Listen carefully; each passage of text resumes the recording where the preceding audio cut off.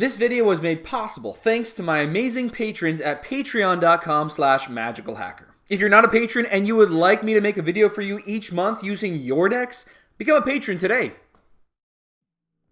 Hey everybody, welcome back to another episode of Gavony Township, the show where it's not about me and my decks, it is about you and your decks. And we've got a really cool submission here from ClickClicky, a good friend of mine who subscribed to me on Twitch and actually gifted the subscription, and I didn't realize it, so here I am, making up for my mistake. We're going to go ahead and look at this hand. This opening hand looks pretty bad. It's only got one land in it, so we got to send it away. Yep, so ClickClicky submitted this deck. It's with Otrimi, the Ever-Playful. We'll read that off in just a second. No lands here for the second hand, so we're going to go down to 6.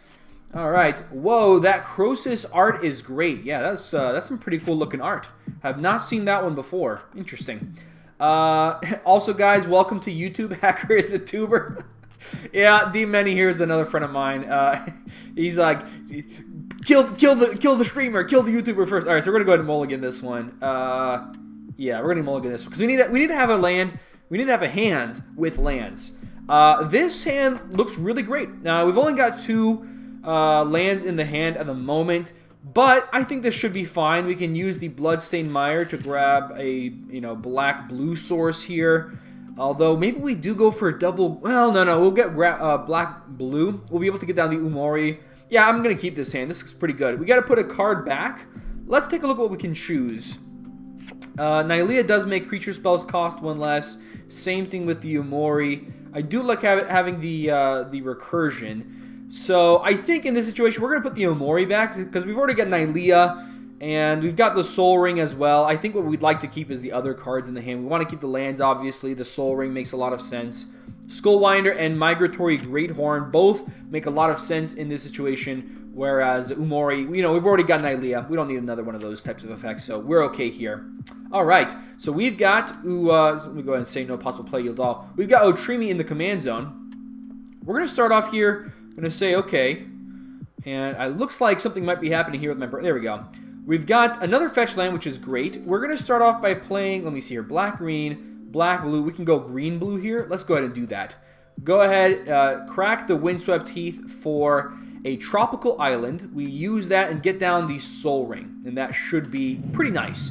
Next turn, we can go for the Nylea. If we want to go for the Skullwinder to bring back the fetch land, that's also a possibility, but I doubt we're actually going to go for that here. So we can go for the Nylea. After that, maybe we go for the Otrimi to maybe mutate it onto something. Yeah, let's go and grab the Tropical Island, get that down untapped, and then go for the Soul Ring. After which, we just pass the turn. So we'll go ahead and yield until here onto our upkeep step. All right, so we are playing Otrimi, the Ever-Playful. Again, submitted to me by ClickClicky, and I'll definitely type that here in the chat. So this deck was submitted to me by my subscriber on Twitch by the name of ClickClicky. Excited to see how it plays out. Alright, so we've got here a really cool deck. Again, let's go ahead and read off the commander. 6 mana for a legendary 6/6 Nightmare Beast with mutate for 4. So if we cast it for its mutate cost, put it over or under target non-human creature you own. They mutate into the creature on top, plus all abilities from under it. It's got trample, and it says whenever this creature deals combat damage to a player, return target creature card with mutate from your graveyard to your hand. As you can imagine, Otrimi here is going to be a mutate-based deck, trying to put a bunch of things mutated either onto Otrimi or onto other creatures, and then from there we just mutate a lot of cool stuff, and I'm excited. Mutate Commander is interesting. I think so as well. Let's go ahead and say that here. I think so as well. Now, we've got the Migratory Greathorn. It would be great for us to get it down onto a creature. Maybe one reason we could have kept the... Umori, that's what it's called. The Umori over Nylea. But I like having the ability to get other creature cards when we don't have anything else to do. And we might not have a lot to do here for a while. So, Nylea coming down should be pretty good. We've got a lot of ramp. Not to mention, we've got this creating some ramp for us as well. So, I'm totally happy. I think this should be pretty nice. One choice here. Ooh, we've got Lantern Spirit. You know what? Let's go ahead and get that down. And the reason I want to go for that here is the ability to return it to its owner's hand is part of how this deck works. I did talk to ClickClicky a bit about this deck. And he mentioned that the way it works is you can use these abilities to return the card to your hand if someone targets it, so that way you can remutate onto those creatures. Let's go ahead and play down the Bloodstained Mire. Well, I guess we don't need to have this protect itself right now. Let's go ahead and save ourselves two life. So we will not pay the 2 life, say no, and then pass the turn. All right.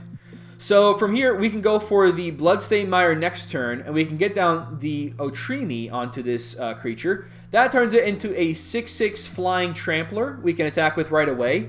I'm not sure if we're going to need to attack with it right away. Let's just go ahead and take a look at our opponents, see what commanders they're playing, and try to figure out how we feel about them and maybe what deck they're even playing. We can try to figure it out and try to guess before it happens. So D-Many here playing Ramos Dragon Engine. This is 6 mana for a legendary artifact 4/4 dragon with flying. This is whenever you cast a spell, put a +1/+1 counter on Ramos Dragon Engine for each of that spell's colors. Remove 5 +1/+1 counters from Ramos to add 2 mana of each color. Activate this ability only once each turn. So with Ramos, there's a lot of different things you can do with a Ramos deck. You can do, artifacts. You can do that with a Ramos deck. You can do dragons. You can do flyers. You can do storm. You can do +1/+1 counters. You can do big spells. You can do all sorts of really crazy stuff here with Ramos.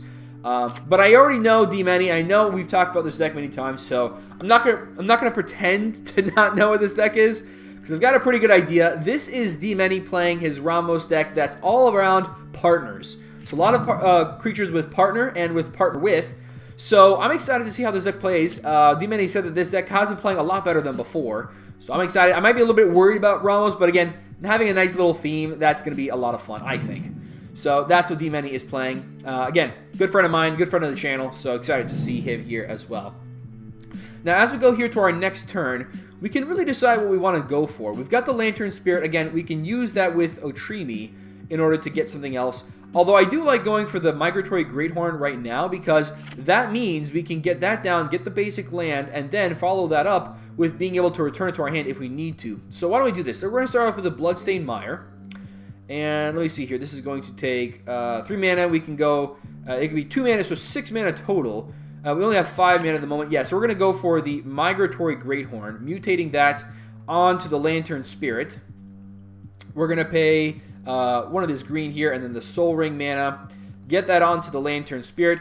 I don't think I want to attack with this at the moment, and it's not important for us to attack for 3 flying damage. We're going to put the Migratory Greathorn over so that we can have it a little bit bigger.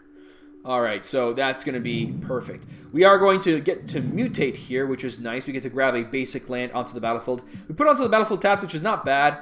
I'm going to grab an island here. I think I'd like to grab an island, because getting that island means that we don't have to use it up for anything else. We can use that to hold up the ability to return this card to our hand. We're going to go ahead and get down the Bloodstained Mire, because this is something we can use to grab a blue source if something happens. But for right now, we're just going to hold up the blue mana from the Tropical Island. Again, if we need to, we can go for it a second time with the Bloodstained Mire, but we're just going to let this go through as it is. So we've talked about D-Many. That's our first opponent. Let's go ahead and talk about our second opponent here, which is Elon the First. Ironically, the second opponent. Sorry, just tickled me a little bit. Elon the First playing Crosis the Purger. 6 mana for a legendary 6/6 dragon with flying that says whenever Crosis the Purger deals combat damage to a player, you may pay 2 and a black. If you do, choose a color. Then that player reveals their hand and discards all cards of that color. So with Crosis the Purger, I'm anticipating a deck that's going to want to make everybody discard cards, specifically monocolor decks being the best card to pick, maybe, I guess. I don't know, maybe there's a world where you want to hit somebody else. Monocolor decks tend to play a lot of artifacts, so I suppose that might not be the best type of deck to hit. I don't know, Crosis can do a lot of cool stuff here. So with Crosis, they're going to be making people discard. It looks like they're already interested in using cards that can bring those cards back from the grave. Oh, I'm sorry, this is a different one. This is making people discard as well. Yeah, so this is going to be discard tribal. Now, thankfully, we've got a flyer that we can block with, so we don't have to worry about that too much. And on top of that, we've got a commander that, can bring mutate cards from the graveyard back to our hand, right? It goes back to our hand, I believe. Yeah, so we can actually discard mutate cards, not really have to worry about that after that, so that seems pretty good to me. It went ahead and got down the Needle Spectre. This is Flying Wither. They get to make people discard that many cards, so if they can get a couple of counters on that or buff it up some other way, they can use that with the Needle Spectre and actually make people discard multiple cards. So right now they've only got 2 lands. Everybody else has 3 lands. So we're going to go ahead and let them grab their basics. That's for our third opponent, who is the Mouth. They are playing Tuvasa the Sunlit. This is 3 mana for a legendary 1/1 Merfolk Shaman that says, Tuvasa the Sunlit gets +1/+1 for each enchantment you control. Whenever you cast your first enchantment spell each turn, draw a card. So with Tuvasa the Sunlit, I'm anticipating an Enchantress-based build. Probably playing a lot of enchantments and then using those enchantments to draw a lot of cards off of Enchantress effects. Not just Tuvasa, but including other cards like Enchantress's Presence. There's Mesa Enchantress, Verdurant Enchantress. There's the Eidolon of Blossoms. There's a lot of them in these colors. So we're going to see they grab some basics here. Probably going to be playing a couple of them down. Or at least one of them this turn. Sometimes you got to be worried about these green decks. They can sometimes play down a Burgeoning or an Exploration, and that way they can get those land tax lands down much more quickly. So there's a little bit of a scariness aspect there with the land tax. I'm always surprised all tree folk don't have reach. It feels like they should. Is this a tree folk? No. Where's the tree folk that they're talking about? Talking about this tree folk? Yeah, they are talking about this tree folk. Yeah, it is pretty interesting. It's a tree folk that doesn't have reach. Yeah, it's pretty interesting. Okay, cool. Tuvasa coming down for the Mouth. We're going to go ahead and use the Bloodstained Mire. Going to grab a Watery Grave here, let it come into play tapped. We don't need the mana right now of a specific color, and yeah, so that should be pretty good. Now, you might be wondering about this mana base. I will say here, the mana base is the only part of the deck that ClickClicky did not submit specifically, and I really wish... nope, not paying his 2 life. I really wish I had gotten in contact with him earlier about the lands, because I was not aware that there was no lands in the list that he submitted. So I'm sure he probably did that because he was like, you know what, play what lands you think is important. You know, the lands that I'm playing, I don't want that to hold the deck back. Maybe that was his idea. So I did just put in whatever lands I felt like were good. And I did include a kind of a spicy inclusion here in the mana base. I included that colorless land, and I can't remember what it's called.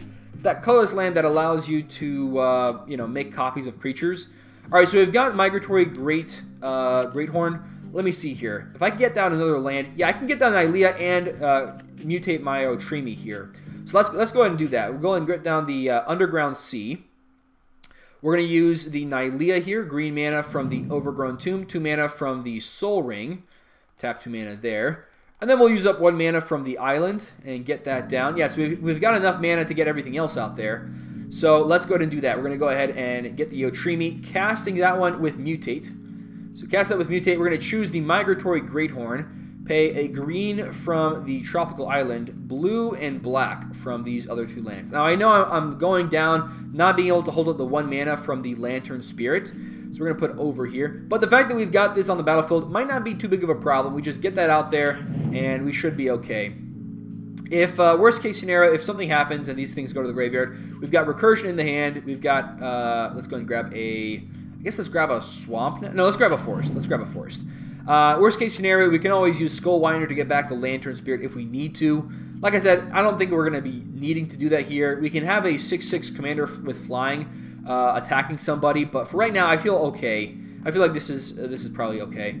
We don't need to attack anybody. I think I'd rather have this mana up to block instead. We've got a lot of mana as well, so Otrimi could be pretty easily coming back, especially if we've got the Nylea sticking around. Having all this mana means that we can really build easily, even if something happens to our Otrimi. That's kind of a nice big stack here, which is always nice. Yeah, so like I was talking about earlier, I added a couple of pretty interesting choices to the lands. Obviously, I had, you know, my generic mana base, but I wanted to be able to play, what is that card called?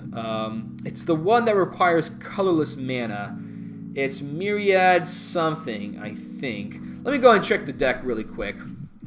Let's take a look at the deck, because I got this opened up here.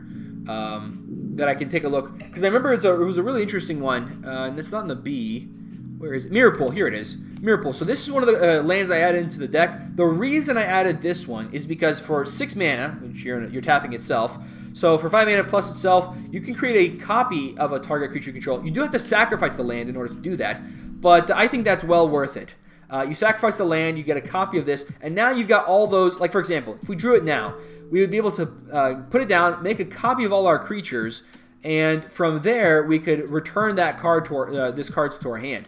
So that is pretty nice, where we can use the Mirror Pool to copy everything, and then get back our mutate cards back to our hand, and mutate onto our copy. So that's kind of the idea here. We can do a lot of really cool shenanigans by making copies. That's an idea I got from another good friend of mine, which is Breffin, another patron of the channel as well.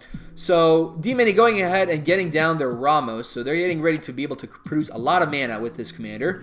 Elon the First still not having done too much. They do have the ability to make people discard cards, but I think they're waiting until they can flip it immediately. That might be why they're trying to go for it here. They don't want to have it on the battlefield tapped unless they absolutely need to have it that way. Now they're going to attack us for 1 here. It is Wither, and I don't mind making my commander a bit smaller in order to block this, so I don't have to discard a card here. Otherwise, they would just target us with the Nezumi Short Fang and make us discard the final card in hand. So we're just going to go ahead and block it. Again, it is a little bit of a downside. We do have to put a -1/-1 counter on our creature, but I will take it, and I'll be happy about that. Nylea coming down. Again, we can use that mana. Let me see how many times we can activate it. We can activate it at least once, twice, maybe 3 times next turn if we'd like to. Skullwinder, still nothing for us to get back, so yeah, we might be actually just doing that, getting down the Verdant Catacombs and using the Nylea to get a few more cards into the hand. We have drawn a number of lands here, quite a number of lands. Always double check the mutate pile. Yeah, this has flying, thanks to the Lantern Spirit, giving it flying here. That might have been what they wanted to do. Maybe putting the -1/-1 counter on our creature was important. They're going to go ahead and get down the Blood Chief Ascension, so no one had any cards put into their graveyard, and nobody lost life yet, so that should be pretty good for us. Yeah, I'm looking pretty good. Yeah, so right now they only have the red mana from the Temple of Malice, and they do need 2 more mana before they can get out their commander. Pretty interesting thing here that we can see a couple of commanders. Actually, 3 of these here are 6-drops.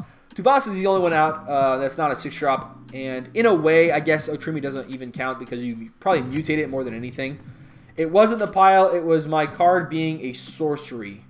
They wanted to do something that would have made Otrimi a lot smaller. So Elon maybe just did a little bit of a misplay here. But again, this is way early in the game, so that's not likely it's not likely to make them lose at any point here. All right, so let's see what the mouth does. They've got now 6 basics in the hand, if I'm correct. Yeah, they've got 6 basics in the hand. I believe they played out one of the forests last turn. Let's go ahead and get rid of one of the forests, one of the plains. I'm pretty sure they've got 4 lands that we know of in the hand. I might be off. What did they discard? They discarded a forest as well. So let's just go ahead and get rid of that one. So they've got 3 lands in the hand that we know of, probably. Maybe more, maybe less. I don't know. Canopy cover coming down onto Tuvasa. I don't understand what you mean. I was going to remove him, but I couldn't at instant speed. I see. I gotcha. Now, this doesn't have trample, I believe, right? Yeah, this does not have trample. Okay. Should have played it backwards. I see. They were going to hopefully get rid of Otrimi and then follow that up by attacking with the Needle Spectre and then using the mana with the Nezumi Short Fang to make us discard a couple of cards. Yeah, that would have been pretty bad. Pretty bad indeed. So they're going to attack us here for 3. I believe this is in the air. Nope, it's not in the air. Well, we can block with our 5/5. I really don't see any reason not to. Yeah, let's just go ahead and block with that. Like I said, not really seeing a reason not to, and if they have a way to get rid of it, again, we are totally okay with that. I know you wanted the flip. Yeah, they were trying to go for that flip here from the Nezumi Short Fang. Looks like they've got something here to do in response. They're going to go for the Eel Umbra to give it Totem Armor. Okay, well, that's fine. We're still okay.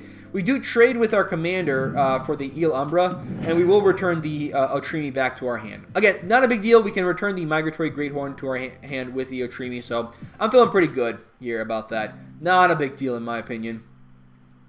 Again, if we need to, we can go for the Nylea. Maybe it's probably better to wait until we can put the Otrimi onto something. Although, technically here, we could go for the Skullwinder, get that down, and then target somebody, like maybe we target D-Many, let them get something out of their graveyard, which they don't have anything here. So we could get back whatever card we wanted. We could grab back the Lantern Spirit. It's probably not too bad. Yeah, you know what? Let's just do that here. We'll get that. We'll get the Skullwinder out. Then we'll go for the Lantern Spirit, pull that out. And we won't have enough mana to get out the Otrimi yet, but we can activate the Nylea, which is, you know, probably not too bad. But getting both of those out seems pretty good. Although, what we could do instead is just hold up the Lantern Spirit and hold up the Nylea activation. And I think that's what we're going to do here.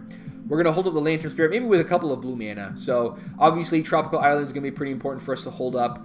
Yeah, Skullwinder, we can use just this mana over here, and then the Lantern Spirit we just go for this mana here, and we leave up the green. Although I guess we go for 1, 2, 3, and we go for Lantern Spirit, and we hold up 2 blue and the Verdant Catacombs, so that's pretty good. How did your 5/5 kill the 6/6?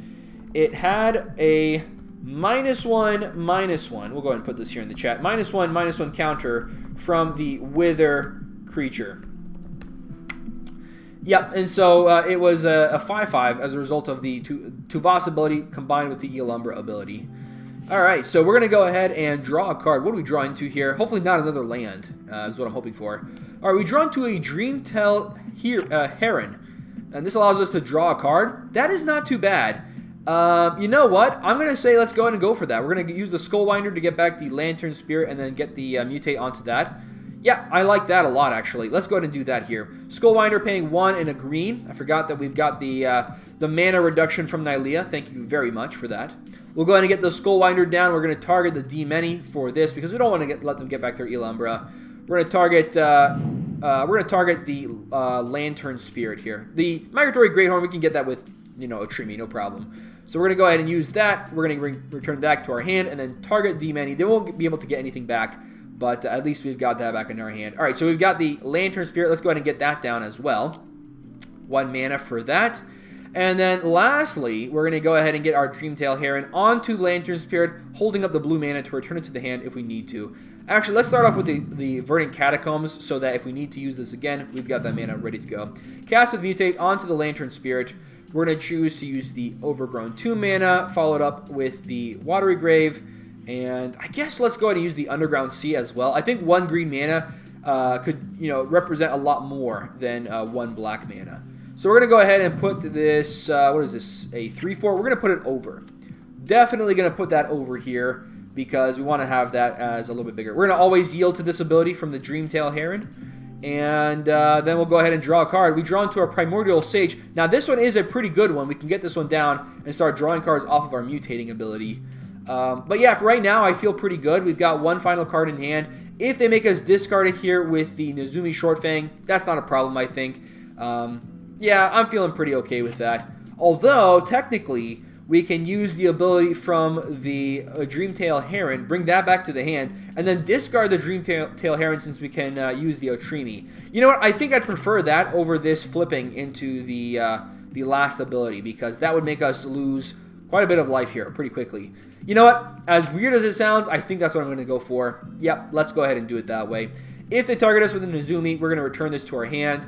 If they have like some other way to, you know, make us discard a card on top of that, we can just return it again by cracking our Verdant Catacombs. So yeah, I'm feeling pretty good here. We've got a lot of really cool stuff. Again, Nylea combined with a lot of mana. We've got a lot of mana to do stuff. We just need to draw into more stuff to do. And Nylea could help us out with that, but I don't want to be using too much mana when I can do other things from my hand. So let's see what D-Many's got. They've got a lot of mana. Just 4 mana here at the moment, I think.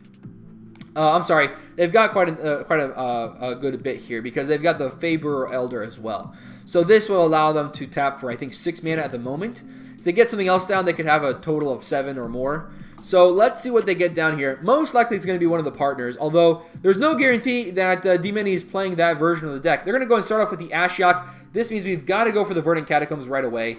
Otherwise, we will not be able to search with the fetch land here once that comes down. So we're going to go ahead and start off with that. Allow us to grab a land.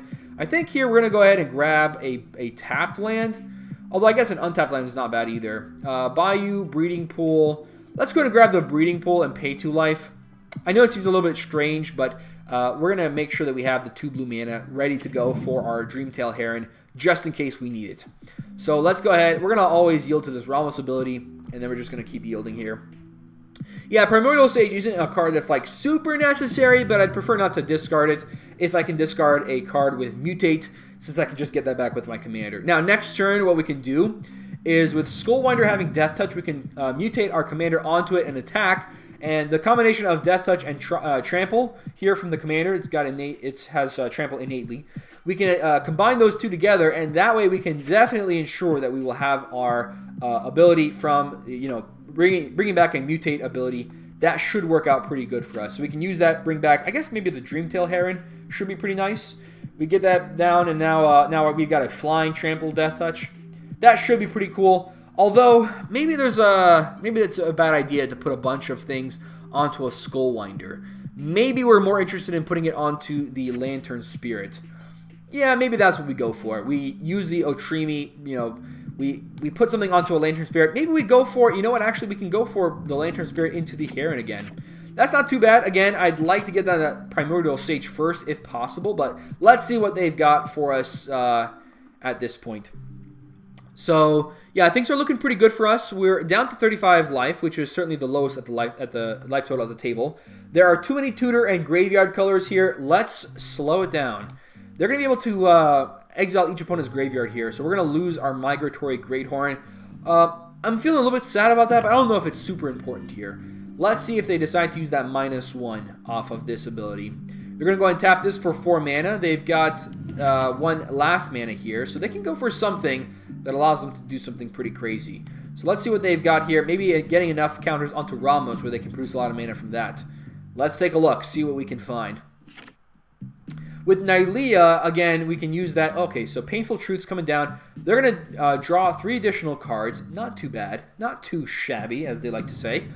Yeah, I think that's pretty good. I think getting down to that Primordial Sage should be pretty nice because we can keep doing what we were trying to do before, but this time with additional stuff here. So that's going to cost us 5 mana. We've got the Otrimi costing us 5 mana to mutate. So let me see if I've got that. I've got enough mana for that. 1, 2, 3, 4, 5. 1, 2, 3, 4. So if we happen to draw into a land, we're good to go. If we don't draw into a land, maybe if we draw into another card with mutate, we mutate it onto our Dreamtail Heron and then use the Primordial Sage to draw a card. They're going to go ahead and use the Doomblade on the Ramos Dragon Engine here in response. They do not want to see them getting a ton of counters on that in order to produce a lot of mana. So Ramos Dragon Engine going into the graveyard, probably going to be putting back into command zone. Yep, that's what D-Many decides to do here. So let's see what am I afraid of here. Right now, Crosis doesn't seem to be too much of a threat at the moment. Tuvasa can get out of hand pretty quickly. Yeah, right now I'm just kind of waiting. No opponent seems to be doing a lot more scariness than everybody else. I think for right now, everybody kind of seems equally scary. So we'll just try to make sure that we don't lose too quickly. I don't know if I'm like scarier than other people. Like we're playing a mutate based deck, and I'm hoping people aren't going to be super afraid of that. It's not a very the word I'm looking for is not a super threatening type of deck to play. Mutate, you know what I mean? So I think that should help us out here. We can kind of go under the radar. And there was a person on Reddit, I forget what their username was, but they gave me a great name for this. They said their playgroup calls it Weaponizing Mediocrity, and I think that's exactly what it is. You're taking mediocrity and you're weaponizing it into a powerful weapon because of how mediocre it is. So I think that's definitely a really cool term here that we can use for Commander. So let's see what Aeon the First decides to do.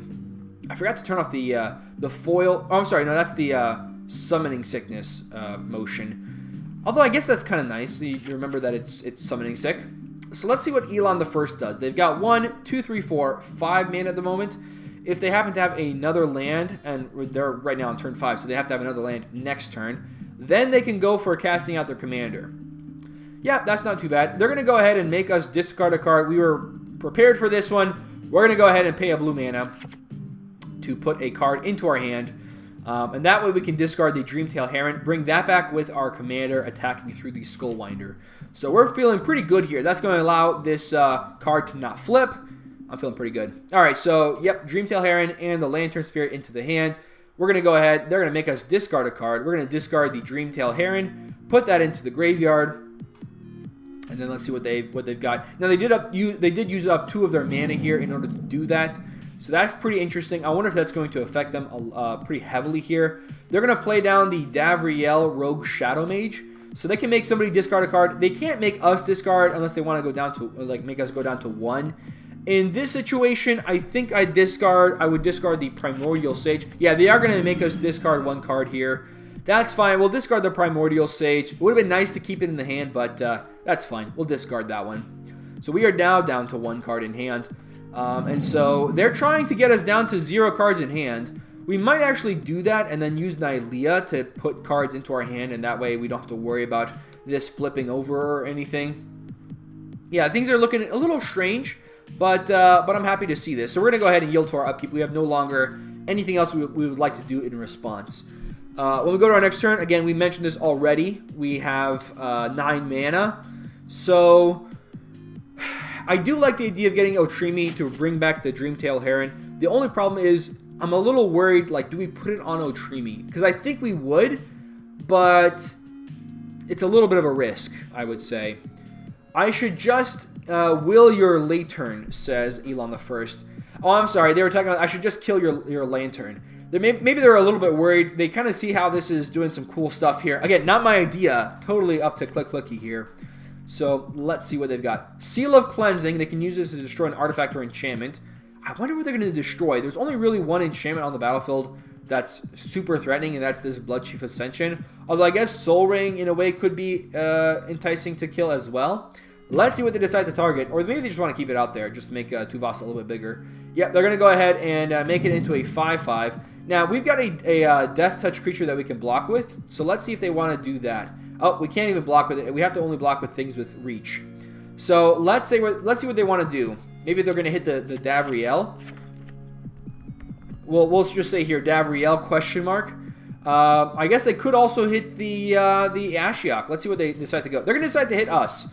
Okay, what am I missing? Why is the bird dead? It says D-Many. I activated Lantern Spirit. Yeah, it's a little strange here. I can definitely see why things are looking a little weird. So we can't block here with the Skullwinder, unfortunately, so we're going to have to take the 5 here. You have a pretty good draw engine going on there. Oh, you bounced it. These permanents don't really mean much to me, says the mouth. Yeah, I mean, in a way, these, Davriel doesn't seem to be doing too much. We are kind of in a position where we are appearing to be the biggest threat at the table. Maybe because of all of our mana. We won't have anything to block with. We're going to go ahead and take it. So from here, yeah, I don't even know what we do. What can we do in a situation like this? We're taking 5 commander damage from a deck that's most likely going to be a Voltron-based deck. They've already got Hexproof on their commander. So, yeah, things could be pretty bad for us. I think we do need to get out the Lantern, and at least with the Lantern we can block and just keep returning it to the hand. That way we can protect ourselves from getting dealt damage. Should have just discarded the Lantern Spirit and remutate onto the Skullwinder because of Death Touch. Alright, so we're going to always yield to the Davriel. We will lose some more life here. Going down to 28. So we'll say okay. Well, I'm planning on using the Otrimi to put it onto the Skullwinder. They're going to go ahead and get the Seal of Cleansing to blow up the Bloodchief Ascension. That's pretty good for us. I don't think we're going to be doing anything with artifacts and enchantments, at least not for a while. Although I guess it depends on what we draw into. We're down to 28. Let's go ahead and draw a card for our turn. Again, 9 mana available to us. Let's see what we can do. I think part of the equation is going to be using the Lantern Spirit. Let me see here. Flood of Tears. If you return 4 or more non-token permanents you control this way, you may put a permanent card from your hand onto the battlefield. Right now, we've only got 3. I wonder if this will work if we mutate our commander onto Skullwinder, and then we go to the attack, and then we have the Flood of Tears. This actually could work. We can return a bunch of cards to people's hands. I do like going for the Flood of Tears. We've only got 3 mana left over, so that's not going to be enough for us to cast our commander. So instead, we're just going to go for the Lantern Spirit here. Again, we're just doing that so that we can have the 4th card, because what I'd like to do is use the Skullwinder and put that back onto the battlefield. So let's go ahead and go for Flood of Tears here. 1/2 from the mana we've got available. And then after this, we're going to be using, let me see here. We've got 4 mana left over. We only have 1 mana left. So I think, yeah, we'll probably just play out the Lantern Spirit and hold on the mana so that it, well, no, I think the Skullwinder makes more sense here. Yeah, let's go for that. Okay, so we're going to go ahead and do that here. Actually, you know what? Let's cancel. Since we've got the mana available, we don't need to use this mana right away. We can go for the Flood of Tears afterwards. Let's just go ahead and use 1 mana to attack over at the, well, I guess it doesn't matter. Yeah, it does not matter at all. Let's go ahead and, yep, I was thinking about doing this a little bit differently, but no, let's just go ahead and go for it this way. Tapping some mana, no problem. Blue mana here. Did I not tap correctly? I did tap correctly. Okay, cool. So we're going to go ahead and use the Flood of Tears, get that down. Although I guess we don't need to get the Skullwinder down. Actually, yes, we do, because of the fact that we've got the Ashiok potentially coming back out there. So let's go ahead and get the Skullwinder down. Actually, we could get out the Soul Ring and then just cast the Skullwinder. That does seem a lot better, actually. Believe it or not. We can get that down and then go for the Skullwinder. Or we could even go for the Lantern Spirit. No, let's go Skullwinder. I'm kind of, going back and forth about what I want to actually bring back. Let's go ahead and use this. Unfortunately, now everybody's got a card in the graveyard. So who do I want to give back a card? Bloodchief Ascension and Seal of Cleansing. I think are the two cards I'd prefer not to see getting back. Painful Truths. I actually think I'm okay with that. I mean, D-Many's already got 9 cards in hand, so I don't think that's going to be doing a whole lot else. So what card do we want to bring back? Well, technically we could bring back the Flood of Tears here. That would be kind of cool. No, I want to get back the Dreamtail Heron before it goes away. Because, yeah, the Ashiok is gonna blow up everything else. So the Dreamtail Heron, I think, is going to be more important. Because we are playing a Mutate-based deck. Being able to draw cards off of Mutate seems pretty good, too. We're going to choose the D-Many and let them get back the Painful Truths. Again, I'd prefer not to be losing to a Bloodchief Ascension. That could potentially infinite combo. But even without the infinite combo, it is still a very scary card. And then I'd also like to not see the Seal of Cleansing coming back, where they can use that to get rid of artifacts and enchantments, especially our Soul Ring here. So I think this is the right choice. Right now, Painful Truths doesn't seem to be too bad for us compared to the other two cards. So, yeah, we got the Skullwinder down. We can use that. The Tuvasa's back into the hand. Never mind, targeted Painful Truths. This bounce loop might be good. Yeah, with the Ashiok down there, I mean, I would not be surprised if D-Many goes ahead and uses that right away. So for us, what we're going to be doing is next turn, I think we're going to start off with Nylea, since we can make everything else cost a little bit less. From there, we can go Lantern Spirit into the Dreamtail Heron, just so we can draw an additional card. Looks like D-Many is going to start off with a Fabled Passage, grabbing an untapped basic. Alright, so let's see what happens here in the chat. That enchantment is an auto-target that player card. Let me see. Oh, they're talking about the Bloodchief Ascension. Okay, that's pretty cool. 2 damage to an opponent 3 times isn't too hard. They're going to go and use the Swords to Plowshares to target our Skullwinder. We're going to go up to 29 life here. I guess they're kind of worried about the Skullwinder being able to return other cards.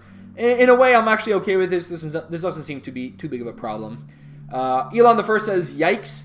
They chose to use the Swords to Plowshares here. Now, personally, I don't think it was the, I wouldn't use the Swords to Plowshares on a Skullwinder personally, but I'm fine with this as well. So we've got the Dreamtail Heron, Birds of Paradise coming down for D-Many.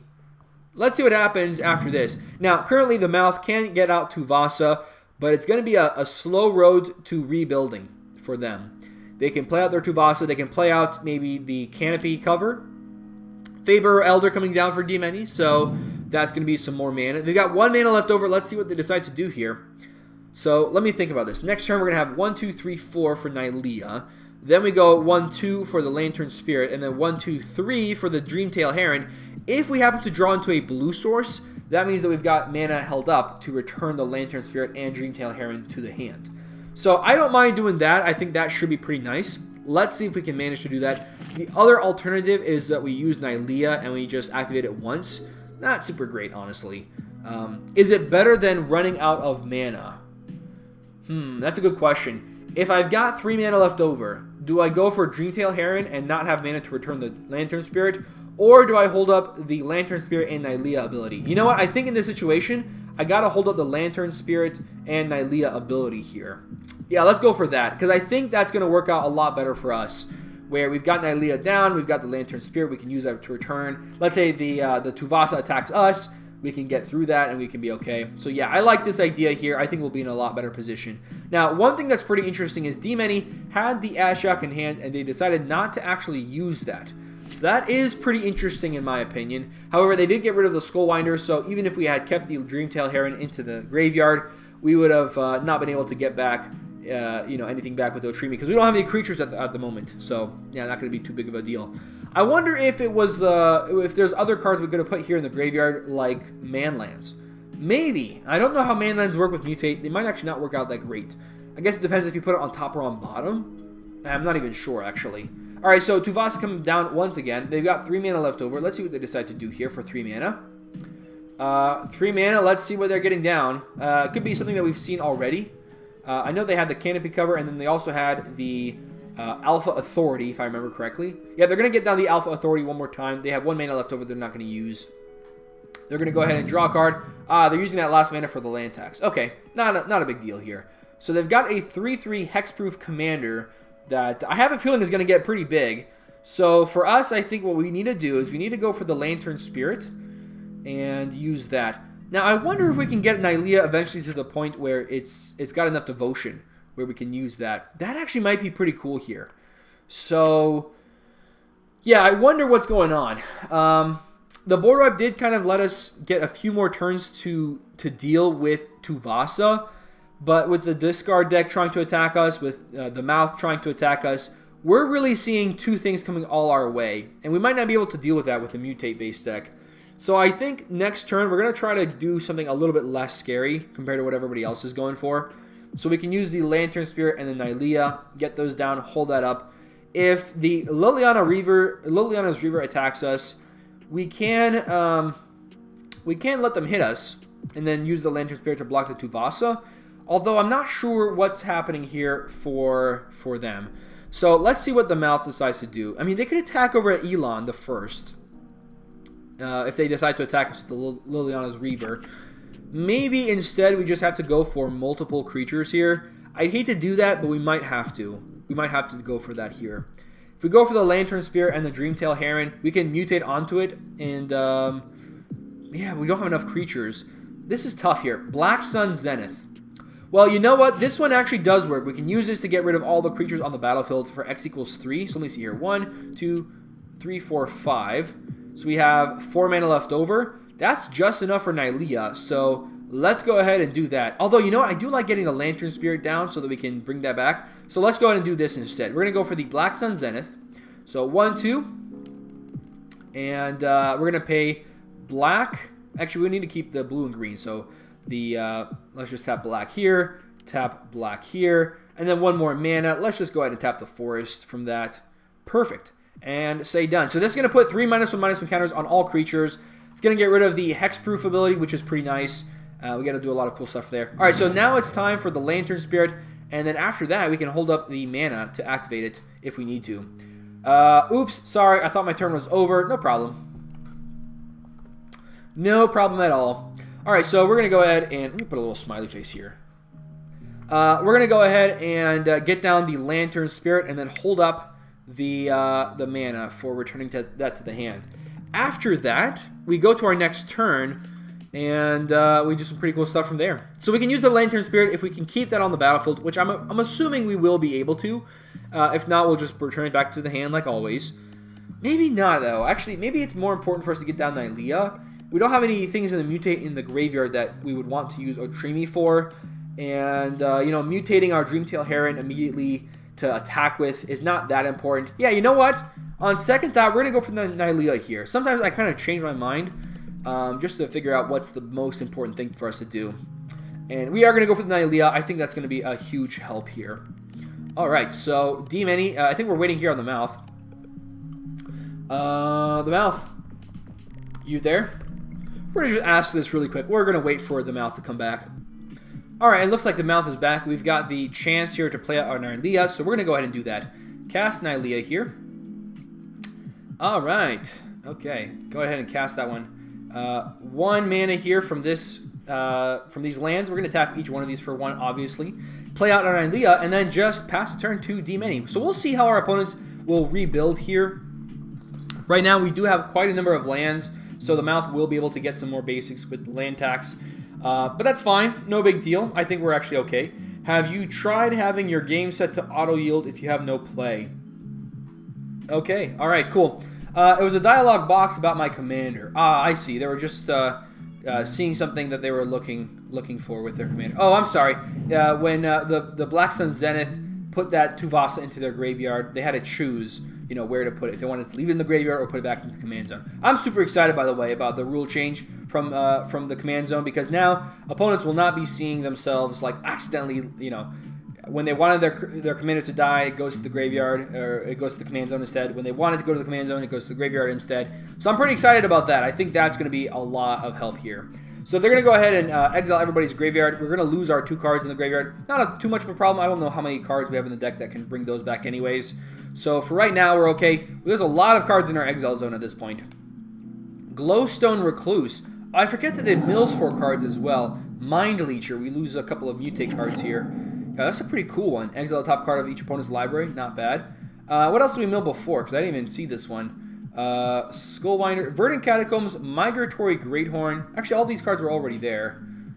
Yeah, I'm not sure what happened there. They should have milled 4 additional cards. Ah, they targeted somebody else. In this situation, they targeted us to exile a few more cards from us. Okay, so that's not too bad. Partner with the Ukima Stalking Shadows. So we're now starting to see some of those partners from Demonese deck. Again, I told you, I had a feeling it was a partner deck, and I'm excited to see how this deck looks at this point. Alright, so for us, we've got 2 cards in hand. We can actually use both of them here and draw off of that if we'd like to. If we do go for that and maybe we draw into an additional land, we've got to keep in mind we cannot use fetch lands because of Ashiok. And I'll say that one more time. I cannot use fetch lands until Ashiok is gone. Gotta remember that. Because sometimes I forget. Sometimes I'm like, oh yeah, forgot about that effect that's stopping me from doing the thing I want to do. Alright, so we're seeing now Nezumi Shortfang coming back down onto the battlefield. Yeah, this is a pretty interesting one. They can get down the Davriel as well. They can make us discard here, unfortunately. I'm not sure if we're really the big threat. Yeah, they're going to make us discard. We're going to go ahead and discard the Dreamtail Heron. I think the Lantern Spirit is actually more important for us to keep in the hand. Alright, so let's see what they decide to do after this. If we have to play with no cards in hand, you know, then so be it. I'll have to do that. And Ilea actually gets us around that pretty easily.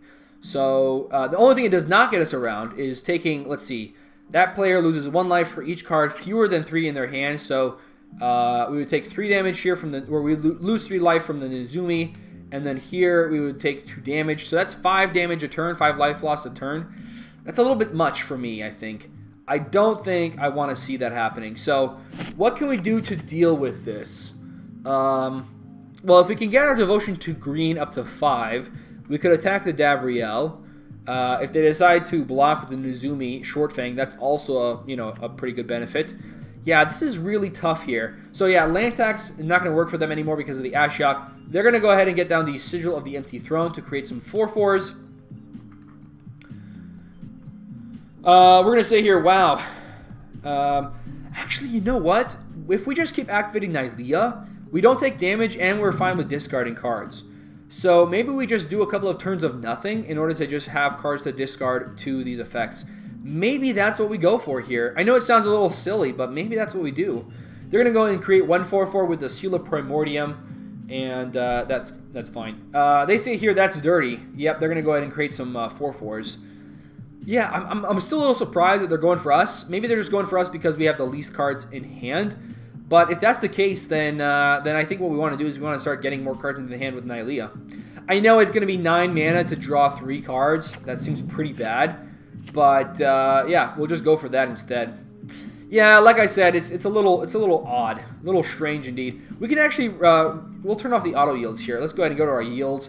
We're going to turn off the one for the Davriel. So we're going to remove that one because in response to that effect, we can actually use Nylea a couple of times. All right.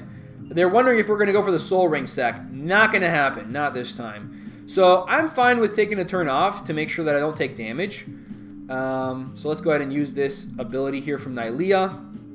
Use that ability. Going to go ahead and look at the top few cards. So even if they decide to use the Nezumi on us, you know, the best benefit here is if we can get up to higher number of cards than the mouth. That would be even better. Phyrexian Reclamation. Hold on a second. Reveal the top card of your library. Otherwise, you may put it into your graveyard. Yeah, let's put that into the graveyard. Alright, so we're going to go ahead and do this again. I thought that was a different effect. But that's okay. We're going to go ahead and keep trying to dig for cards. Put them into the hand. Because again, if we can happen to draw into a few cards here, then we'll be okay. Let's go ahead and do that. Farhaven Elf.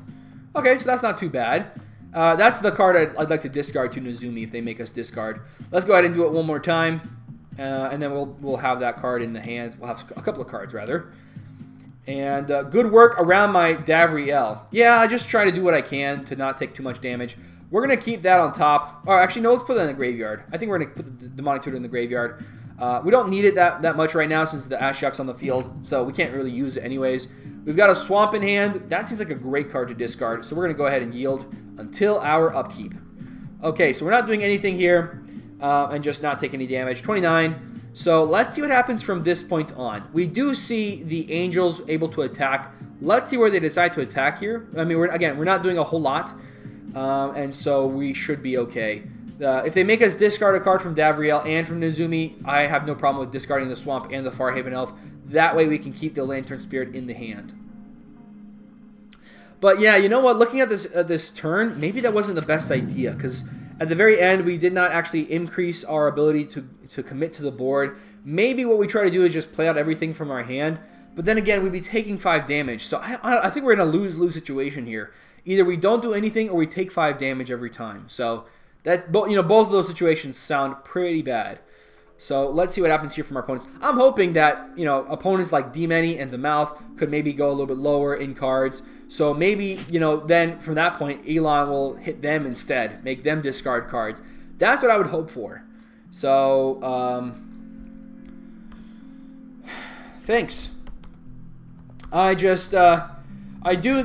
think that making the Enchantress deck discard is probably a smarter move than making the mutate deck discard.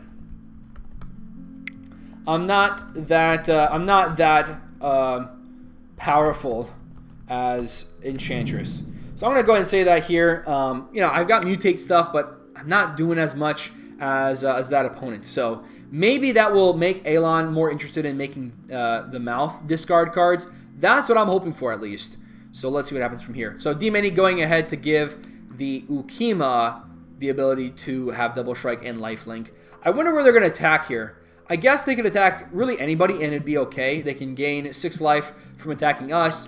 They can get rid of the Nezumi Short Fang, or wipe away to return target permanent. Okay, so that's going to return the Angel to the Mouth's hand. So here they can attack for 6 damage over at the Mouth and gain 6 life. So that does seem pretty cool. You picked the fight first though, bro.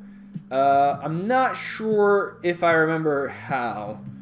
I don't remember how. So maybe they can tell me, like, how exactly did I pick the fight first?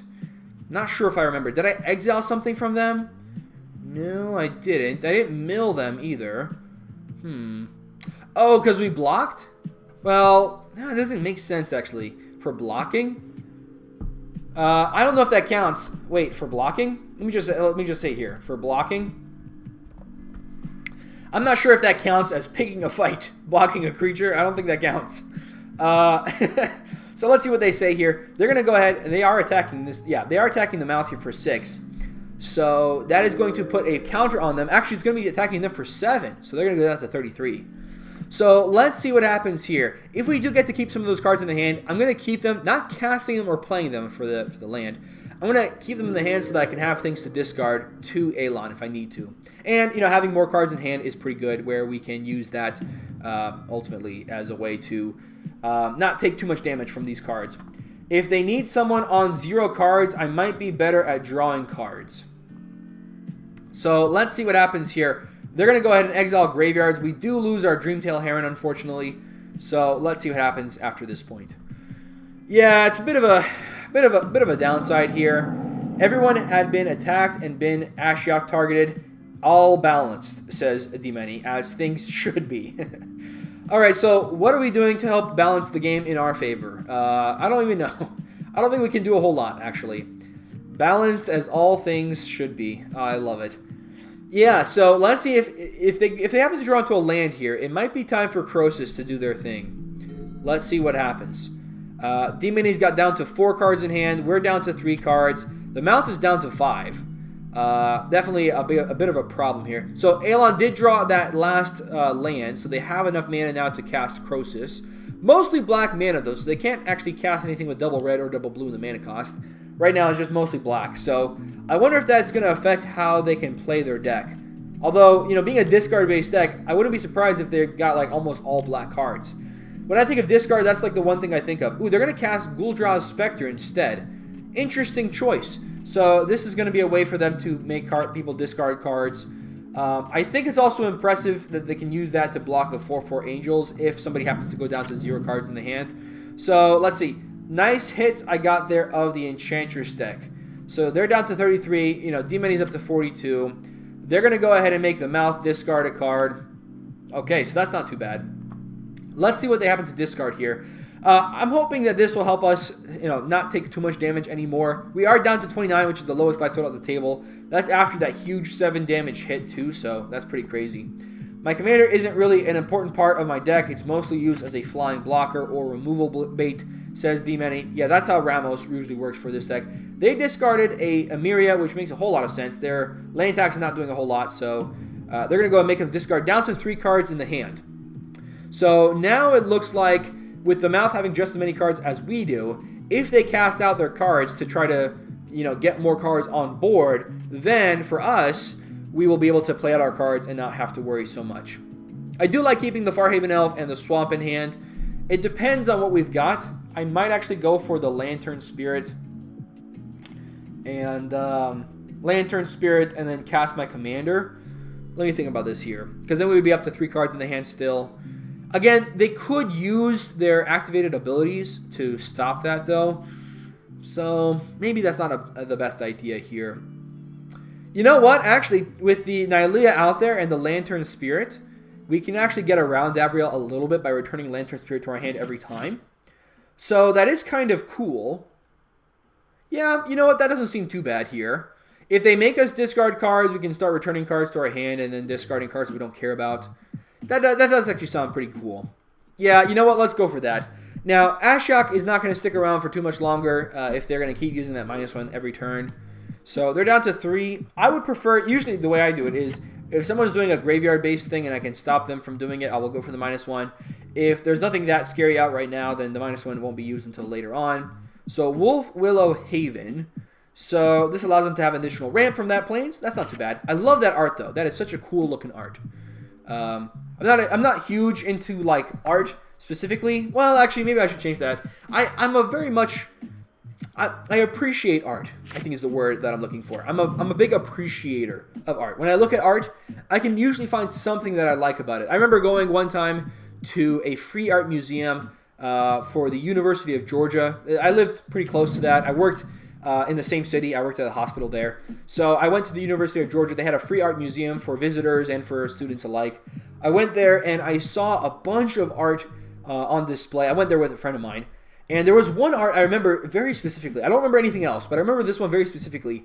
It was string. I know it sounds really strange, but it was string that was like dipped in paint and then glued to a board in all sorts of different types of knots. And they weren't exactly knots as they were more like patterns. And so that was very interesting. It was a very interesting artwork. And I remember looking at it and thinking, you know, there's not a whole lot that I can appreciate from the artwork, but at least I can look at it and appreciate the patterns. And so that's the way I think about it. When I look at art, you know, sometimes there's a lot of things I can appreciate and sometimes there's not a whole lot. But I still try to look for what's my favorite aspect of the art. Like I love the clouds in this painting of Hallowed Fountain. They just look super realistic, and so I really like that about this art. I don't know why I'm starting talking about art all of a sudden.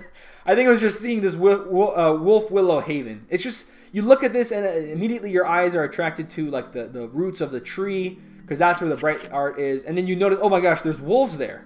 So it kind of like surprises you. It's a pretty interesting effect there. All right, so I know what I am doing as soon as I draw an enchantment. Not playing it, says the Mouth. So they're down to 1 card in hand. We're going to go ahead and draw a card for our turn. So let's see what we happen to draw into. We draw into Zendikar Resurgent. That one I do like here, because now we can play creatures and still have cards in the hand. Yeah, you know what? Let's go for it.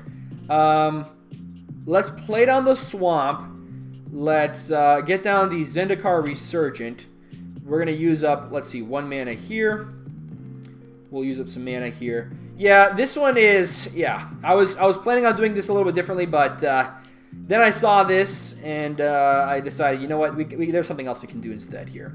2 more mana, let's just go ahead and go for the green mana from the Breeding Pool, and blue mana from the Overgrown, Underground Sea, rather. Yeah, let's just do it that way. So we can go for the Lantern Spirit, Farhaven Elf, and then another 3-drop commander, thanks to Nylea. Or, instead, what we can do is go for Lantern Spirit, Actually, hold on a second. Lantern Spirit, that's 2 mana. And then we have 4 mana left over. This is going to cost a total of 6 mana, down to 5. Yeah, so we were 1 mana away from being able to mutate our Otrimi here. So I think, yeah, we'll just probably go for the Farhaven Elf and the Lantern Spirit. And then we'll see what we got after that. So let's go ahead and tap this for blue, this for black, and then this for green. So I'm not sure what the final card we might need is. So let's just keep things open-ended. So we'll use a green here. We'll use a black. I think we're going to leave up the blue and green. I think that's what's more important at the moment. So we'll use up 1 black here for the Farhaven Elf. Get that down, and then we'll go for the Lantern Spirit as well. Okay. Actually, well, no, I can't do it anymore. I was going to say maybe I just leave up the Lantern Spirit and return it to the hand. But you know what I'd prefer to do here? Actually, this is actually pretty cool. We get down the Lantern Spirit and then immediately return it to our hand. And that way we have an additional card in hand from that. That would be kind of cool. That would certainly be pretty awesome. So I do like that a lot.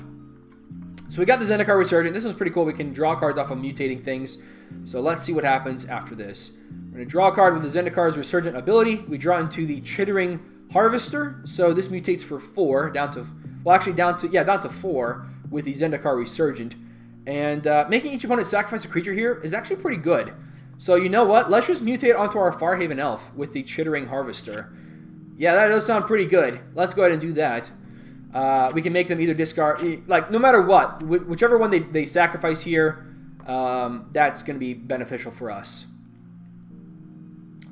I guess, though, with the Seal and Primordium, I'm surprised they haven't gotten rid of the Zendikar Resurgent.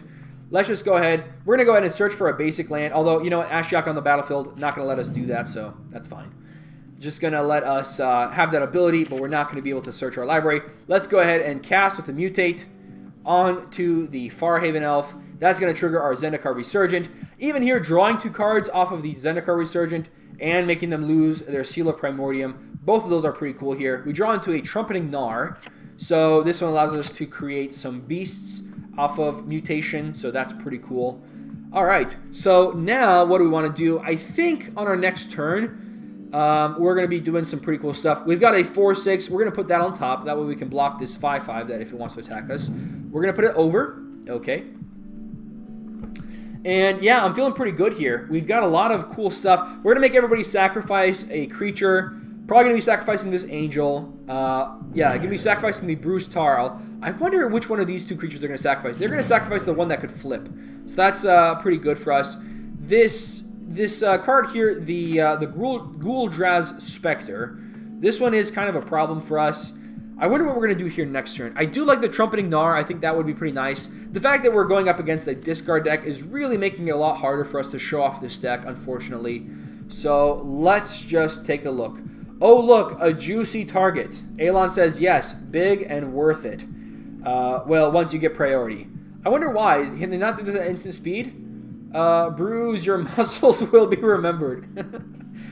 Seal of Primordium. Yeah, I'm wondering why they're not going for this right away. I would assume that's what they would do.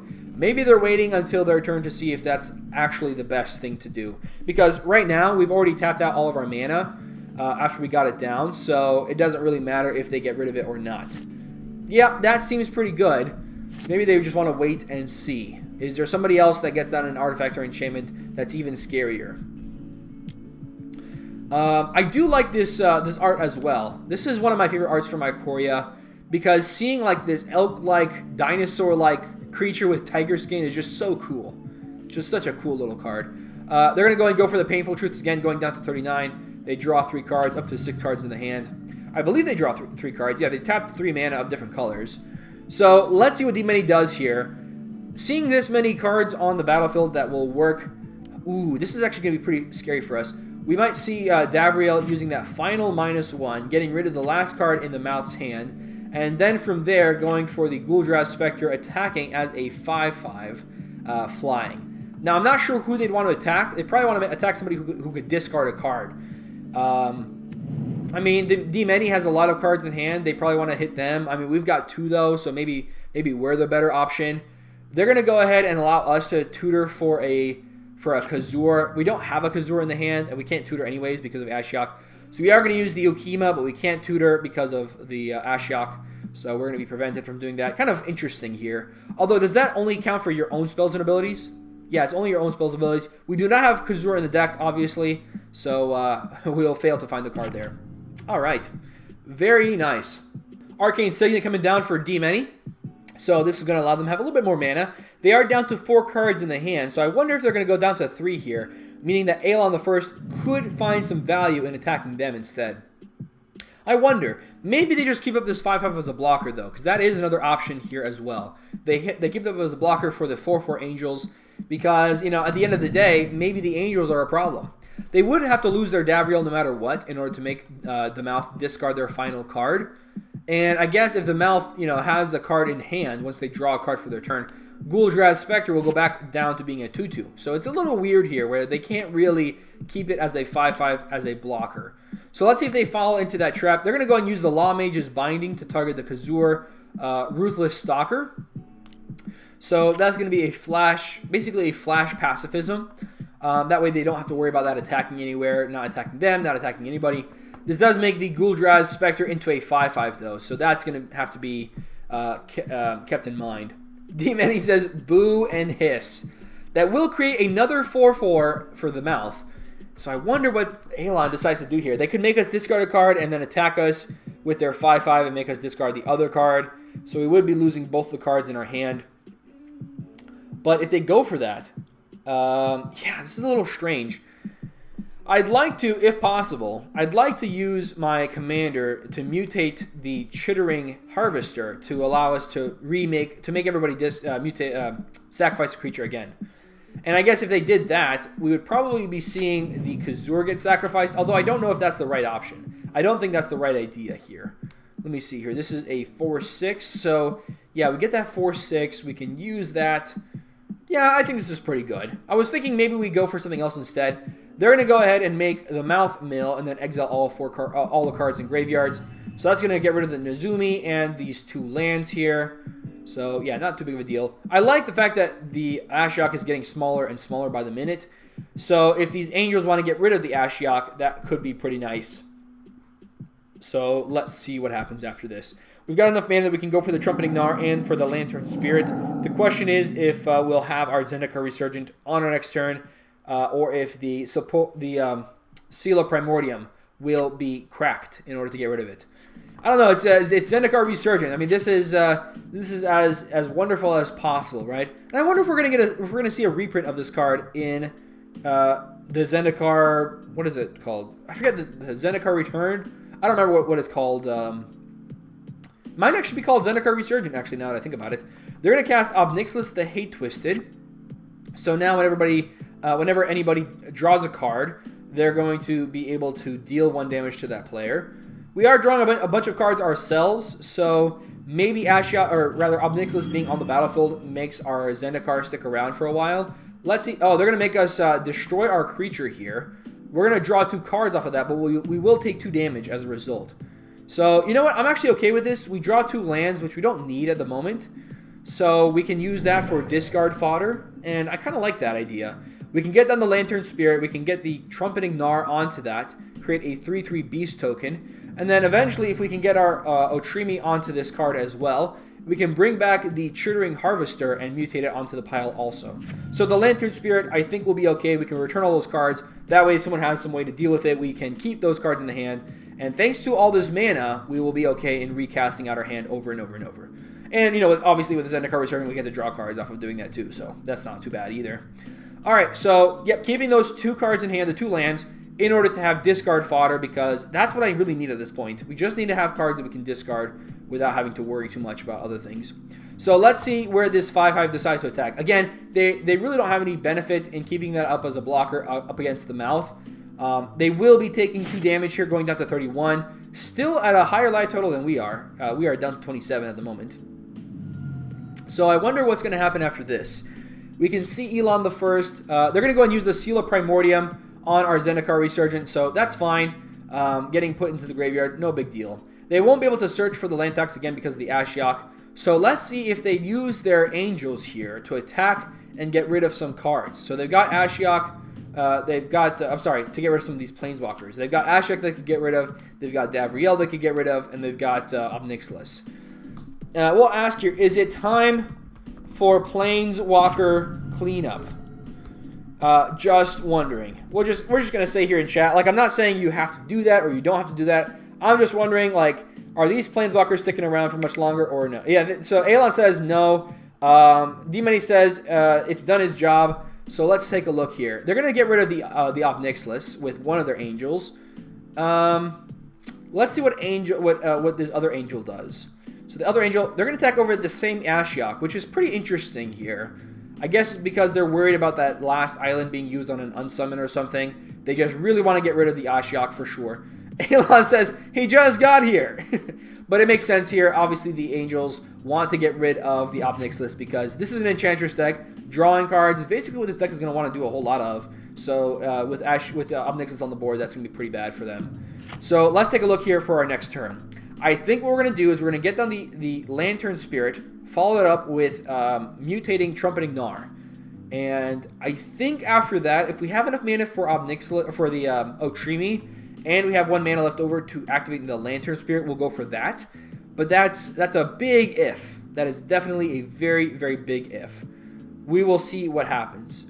So, Tuvasa the Sunlit. Okay, they're going to get that down. That's a 6/6 here. They're going to cast Enchantress's Presence. That's going to allow them to draw cards off of enchantments that they cast. They're also going to create another angel. Drawing 2 cards here, or rather drawing 1 card from the Tuvasa, could allow them to find another enchantment that they could cast. So let's see if that's what they do. They'll have 1 card in hand. The Ghoul-Draz Spectre will be down to a 2/2 here. The nice thing, though, is then Alon First definitely has a target for their Davriel to get rid of that last card to turn the Ghoul-Draz Spectre online. So that's going to be a possibility here. Yeah, right now we're in a really weird spot where we could have done a lot of stuff, but we've been seeing some early game attacks and removal our way. So that kind of made it harder for us to do what we wanted to do. Let's see what else we can find here. What do we draw into? We draw into a Pernicious Deed. You know what? Pernicious Deed doesn't sound too bad here. Let's go ahead and go for that. So Pernicious Deed, we want to destroy artifacts, creatures, and enchantments. That will not get rid of Planeswalkers, unfortunately.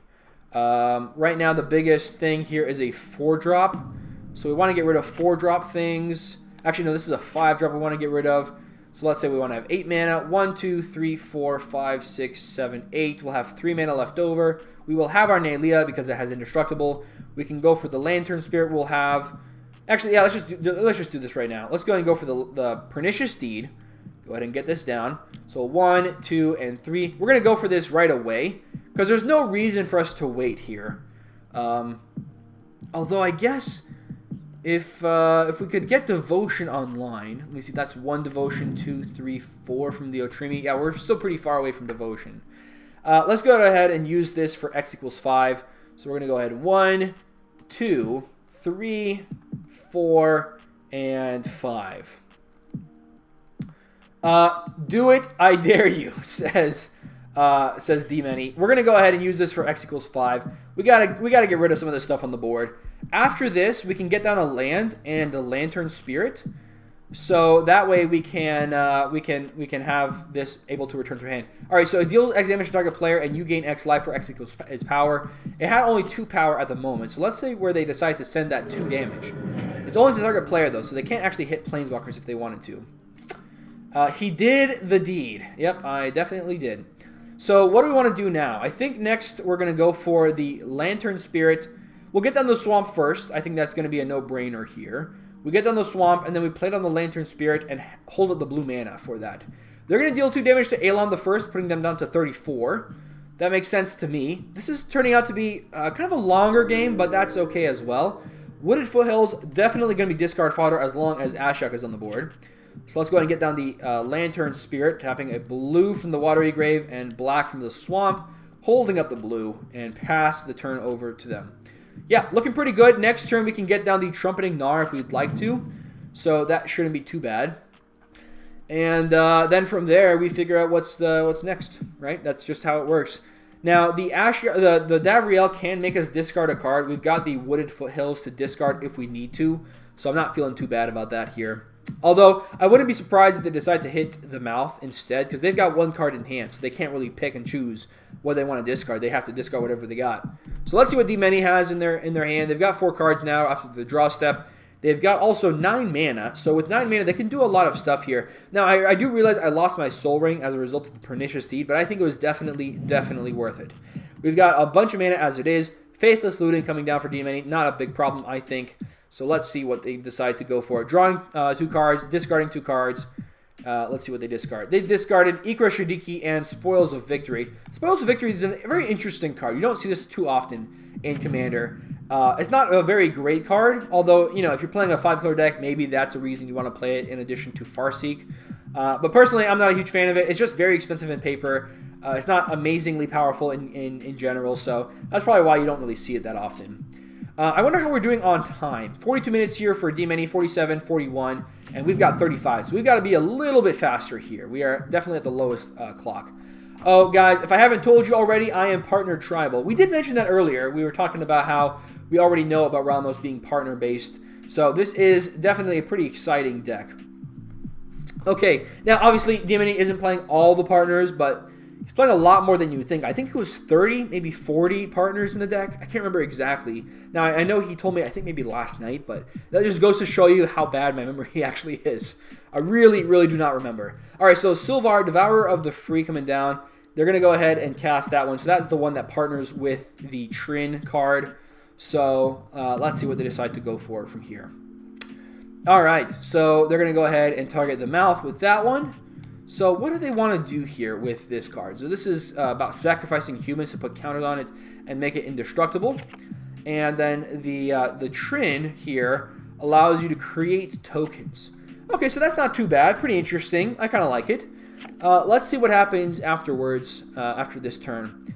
The Mouth says, why? Why not? There's not really any reason to not do it. Yeah, you can search your library if you'd like to. So yeah, let's see. Right now, D-Many is down to 41 minutes, same as the Mouth. We've really got to do a whole lot better with our turns here. For right now, we're not really too worried about the rest of their turn. They're going to go ahead and mill somebody and then exile all the cards in graveyards. We are down to 67 cards in our deck, and the Mouth is down to 62. So there are a lot of cards being put into exile at this point. I guess the same is true. Yeah, it's like, you know, why not target you? Why should I target somebody else? All right, so let's see what Elon the First decides to do here. This has been very strange, for sure. I do like the idea of going for the mutate on the Trumpeting Gnar on Lantern Spirit. After that, we can actually mutate our Otrimi on there as well, so that would allow us to get an additional beast, so we can make 2 beasts next turn. Well, Ashiok is probably dead by Spirit. I'm hoping so. I would like to attack them with that, if possible. Yeah, because it's got flying, it's going to be in the air, so yeah, I don't mind going for that here. It just depends on what Elon does, what the Mouth does. If they've got removal for our creature, Grave Hate is very important, says D-Many. Yeah, I'd like to be able to get cards out of our graveyard. We've already seen quite a number of cards being put in our graveyard as a result of Ashiok, and being exiled as well. So that's, you know, both of those are pretty bad, pretty problematic for sure. Let's see what Elon the First does here. They've got 6 mana. For 6 mana, what do they want to cast? They're going to cast Crosis the Purger. All right, seems like it's about time for that. So we're going to go ahead and yield through this turn. I don't think they've got any free spells to target the Lantern Spirit with. It's a dragon, says D-Many. Yep, so that's going to come down. Right now, there's not too much happening. I think here, Ashiok is pretty bad, but I think Davriel is actually kind of scarier. Sucks, seeing as no one has cards in hand. I mean, that's what your deck's trying to do, right? You know, so yeah, I don't think that's too big of a problem. So they've got Crosis on the battlefield. They can use that even for blocking. They can use that there. Let's see what the Mouth does. They've only got 1 card in hand, so now they're going to go uphill trying to rebuild here. So yeah, full discard followed by a board wipe can definitely set people behind. So let's see what happens after this. I meant with the partner trigger. Let's see what happens here with the Crosis. Because, I mean, having that 6/6 on the battlefield is kind of a problem. I just don't want to be taking 6 damage, especially 6 commander damage. That does not seem like something I'd like to see. I'd like to have come in my way. So maybe what we do is just we get the Trumpeting Mire and we get our commander out there so that we can then block the Crosis and return it to our hand with the Lantern Spirit ability. Doesn't seem too bad. Let me see how much mana I've got next turn. So I need to have 5 mana for our mutate and then 4 mana here. So that is 9 mana. We will have exactly 1 mana left over. So that's just enough for the Lantern Spirit ability. Hopefully we won't need to use it here. If that's the case, then we'll just do something else. I think what I'd like to do is just skip the Trumpeting Mire ability. But then we don't get to create the beasts, and that's just not that great. Yeah, I think we're gonna hold up the Lantern Spirit, see what the mouth does here. Let's see what they go for. Right now, things are looking pretty good for us. We can make a lot of beasts. That's going to be, pretty much clogging up the board. We can use that to close out the game pretty soon, maybe. They're going to untap the... Are they untapping itself? Yeah, they're untapping itself. That's an interesting decision here. I'm not sure exactly why they're allowing themselves to have less mana. Unless the 2 cards in hand, they don't want to cast either one of them. It's a little strange. Yeah, they're going to go ahead and tap for 7 mana. Let's see what they've got here. Going to cast out Tuvasa. All right, so they've got those 2 cards in hand. That makes sense why they just use that Manamo. That way they don't have to lose the mana. They are down to 40 minutes on the clock. We're down to 34 minutes on the clock ourselves. We're going to go ahead and pass through this turn because we have nothing else we'd like to do. So, also, you are in the color it could be in. I know you don't have it, but you could. Oh, I see. They're talking about the Trin. They're trying to make somebody get the Trin with white. Okay, so that's not too bad. Alright, let's see what happens after this point. We're going to draw a card. I guess it depends. If we draw into a good card, we might want to do that instead. But having a... I guess it doesn't really matter if we get down Otrimi. If we mutate something else instead, that's probably just as good. So if we draw into another mutate card, I'll go for that. If not, I'll probably just go for Otrimi. Yeah, I guess that's fine. That sounds pretty good. If I played the white partner second, I would have targeted Alon because it was going to find a red and black creature. I see. So D-Many is allowing people to find those partners if they want to. That's kind of cool. Kind of nice little flavorful interaction. You can get other people to do that. Cavern Harpy, I do like this one a lot more because now we don't have to worry so much about specifically returning the Lantern Spirit to our hand. Still no reason to go for the Wooded Foothills. So in that case, what we're going to do is we're going to go to combat. We're going to attack Ashiok, get that off the battlefield so we can use our Wooded Foothills. Although I guess that would put us down to 1 card in hand. No, that's fine. We've got the ability from Cavern Harpy that we can use if the Davriel would make us lose too much life. We're going to go ahead and attack the Ashiok, surprisingly. I know it's a pretty big surprise to me as well. We're going to go ahead and get rid of that. That way we can use our Wooded Foothills to get a little bit of extra mana. Thanks to the Cavern Harpy, we're going to be okay. There she goes. Yep. That's there's the Ashiok going back to the graveyard. I always wondered, is that a face in the background of Ashiok? I think so, right? Anyways, we're going to go ahead and get rid of the Ashiok, get that off the battlefield. And that way, we don't have to worry about mill. I think normally we wouldn't have to worry about mill anyways, but now we can at least bring back cards from our graveyard. Let's see if they decide to block here. They don't have any flying blockers, right? I should have checked beforehand, but yeah, they don't. Okay, so we're going to go ahead and kill Ashiok here, play out our Wooded Foothills, grab a green land. I think I'm going to grab the Bayou, because that's the last dual land that we need here.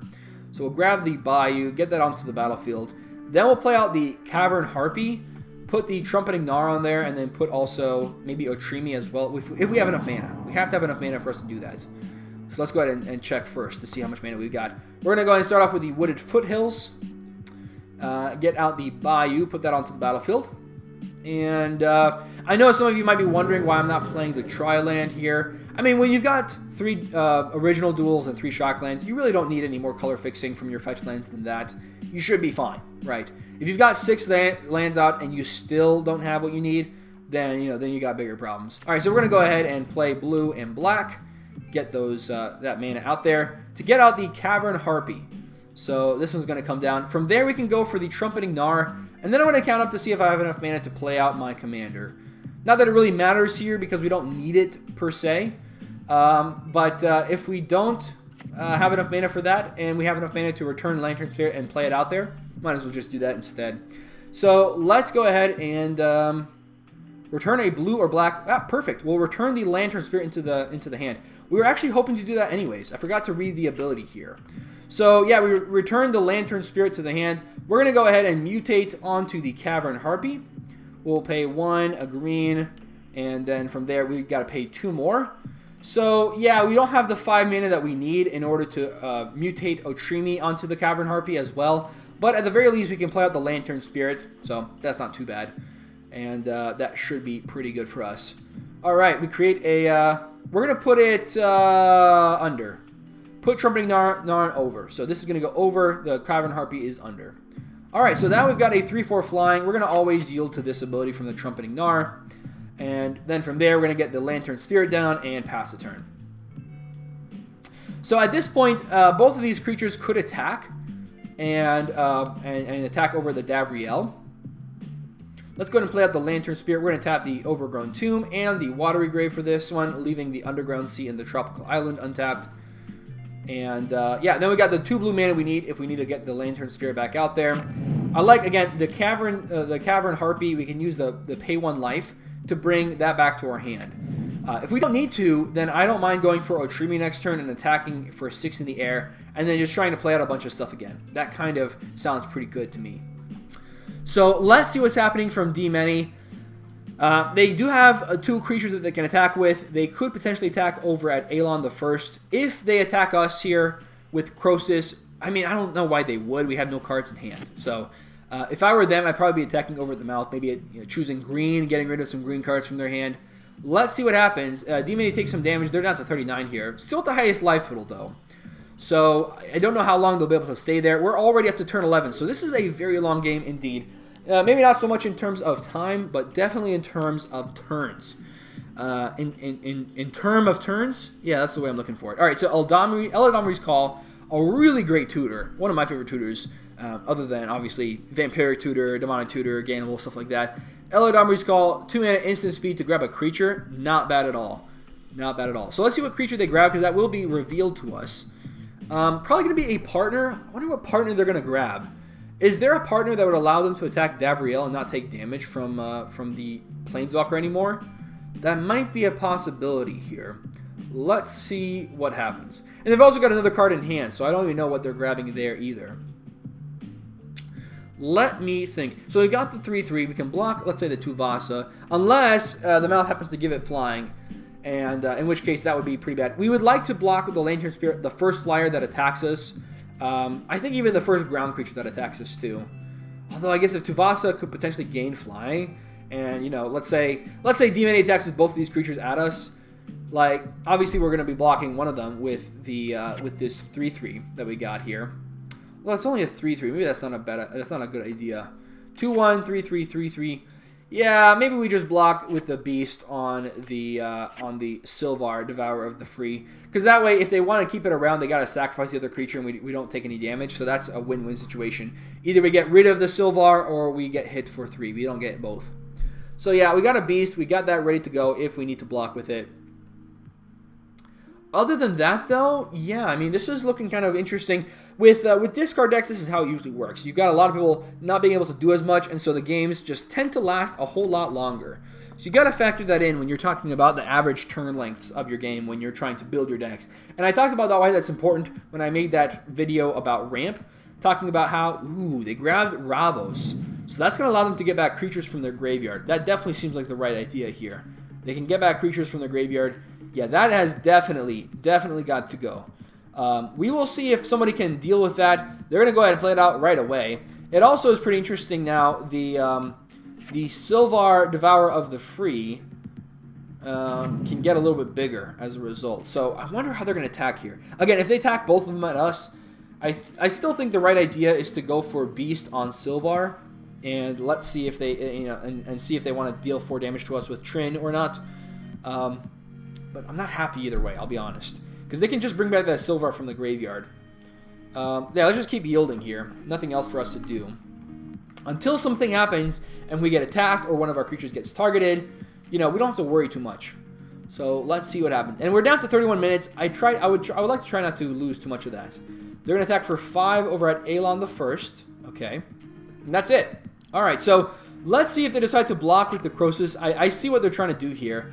They can sacrifice Trin to put a counter on it and give it indestructible. That way they will trade or rather, they will not trade with the Crosis. They will just eat the Crosis as a result. Otherwise, attacking them for 5 is not bad either. Okay, so let's see what they do at this point. D-Mini says just a small poke. So that's going to put them down to 29. So that's still going to be a higher life total than us. We're down to 36 or 26 rather right now. Lowest clock, lowest life total, lowest number of cards in hand. Yeah, I'm feeling like the lowest in a lot of ways. We don't even have the most creatures on the battlefield. We're tied with D-Many, so that's not the best. Now, if something can happen to the graveyard for D-Many, that would be beneficial. If something can happen to that Ravos, that's also pretty good. Otherwise, Ravos is going to do a lot of work for them here. They can get back the Bruce Taro, they can get back the Ikra Shadiki, the Fabro Elder, a lot of things for them to get back. So, human coming down from the combat damage dealt by Sylvar. I guess it's from Trin's ability. Beginning of your end step, if you attack this turn, create a 1/1. Okay, so yeah, they can make 1/1s here because they attacked. Interesting, interesting. So what happens here from Elan? Now, they can attack us with Crosis, but they won't be discarding any cards from our hand. They can attack somebody else, but they won't be dealing damage to us with the Crosis. So I'm feeling pretty good here. I don't think the Crosis is going to be attacking us at the moment. They've also got the quest for the Nihil Stone, so they're going to want people to discard in order to get those quest counters on this card. I miss quest cards, and I wonder if we're going to see them when we go back to Zendikar Returned. Let me know what you think. Do you think we're going to see quest counters making a reappearance when we reappear in Zendikar? I don't know. I think this is going to be pretty cool. Has 2 or more quest counters. So they're going to make sure that they can get at least 2 on there to be able to deal 5 damage to people. Yeah, this is definitely going to be a problem. Let's see. With Nylea, we can get back cards in the hand. This is having to have how many? 2 or fewer cards? Yeah, no cards in hand. So yeah, we can just activate Nylea until we get a card in hand at the beginning of our upkeep. Yeah, so that way we don't take 5 life. I think that's certainly a lot better than taking 5. Taking 5 is not what you want to do. So right now we've got a total of 10 mana on our battlefield. We can pay 5 mana for our Otrimi, get it onto the Cavern Harpy, and from there, see what else we can do. Alright, so let's see what happens. I mean, right now, we're still waiting to see if people are casting things against our spells, our creatures, trying to get rid of them. We're down to 30 minutes. That's already half of our clock is gone. Whereas Elan the First has only lost a quarter of their clock. So if we keep going this way, we're going to be dead in terms of having no clock before Elan the First is even halfway done. And that's not what I like to see. So let's see what happens with the Mouth. They've got 3 cards in hand. They've got a total of 8 mana available. They're going to start off with a Mesa Enchantress. That's going to allow them to draw additional cards. They're going to draw 2 cards off of their first enchantment. So let's see what they decide to cast here. I'm really excited to be doing stuff again for Gavony Township. It's been quite a while. For those of you that watched my episode of the Blood Hall, I mentioned this, but if not, let me go ahead and mention that again here. Things have been super crazy with school. Like, ridiculously crazy. I have not had this much schoolwork in a long time. What happened was I had like literally 6 tests in 2.5 weeks. It's a menace, so I couldn't hit hacker. Yeah. What was I gonna say? Oh, I'm sorry. They were attacking with the silver because it has menace. Okay, I didn't realize that. That's why they couldn't block with the Crosis even if they wanted to. They're going to go ahead and imprison the Davriel in the Moon. That's a pretty interesting choice. I'm not exactly sure why they chose that here over anything else. They could have chosen it over, like they could have chosen Crosis. Because 7 damage in the air is, that's pretty scary. I have to admit. I think for us on this turn, what we're going to do is we're going to attack with the Lantern Spirit and with Otrimi on our Cavern Harpy. We'll attack with those 2 in a way that allows us to do some stuff. I think we're going to attack with the 6 commander damage over at the Mouth because Enchantress is still a pretty big problem here. They're drawing a lot of cards, which is going to get around the discard that everybody else isn't really able to do in this situation. So we really need to do that. I also would like to get rid of the Ravos as soon as possible. If it's not possible, then we just have to, you know, hope it doesn't do too much against us. But I don't think right now it's worth it to hit D-Many. I think right now the Mouth is a bigger problem. Especially that they're playing a commander that we can see is going to be used for Voltroning. Excuse me. They've already used it a couple of turns to try to put enchantments on it to make it bigger and make it big enough to kill people. So I don't want to see the mouth being able to kill us as a result of us not killing them fast enough. So I think that's what we're going to do next turn. We're going to go for the attack. Now, right now, their Tuvasa is only a 2/2, so we can even attack with our Beast token. They're going to go ahead and get the Dark Steel mutation. Where are they targeting? They're targeting the Sylvar. All right, so that's pretty good here. That's going to let them have an indestructible blocker. They'll also get to draw a card with the Mesa Enchantress. So you know what? I'm feeling pretty good about this. I think this will be pretty nice. Demony says, that wasn't nice. I'm surprised they went for that over the Ravos, because the Ravos is just going to get them a ton of creatures from their graveyard. And right now, where nobody's got cards in the hand, like that is super helpful. So I'm surprised they went for it that way. Although I guess maybe they just don't want to see them... it makes me not want to hit you with Crosis, says Alon the First. I will attack you and send a message.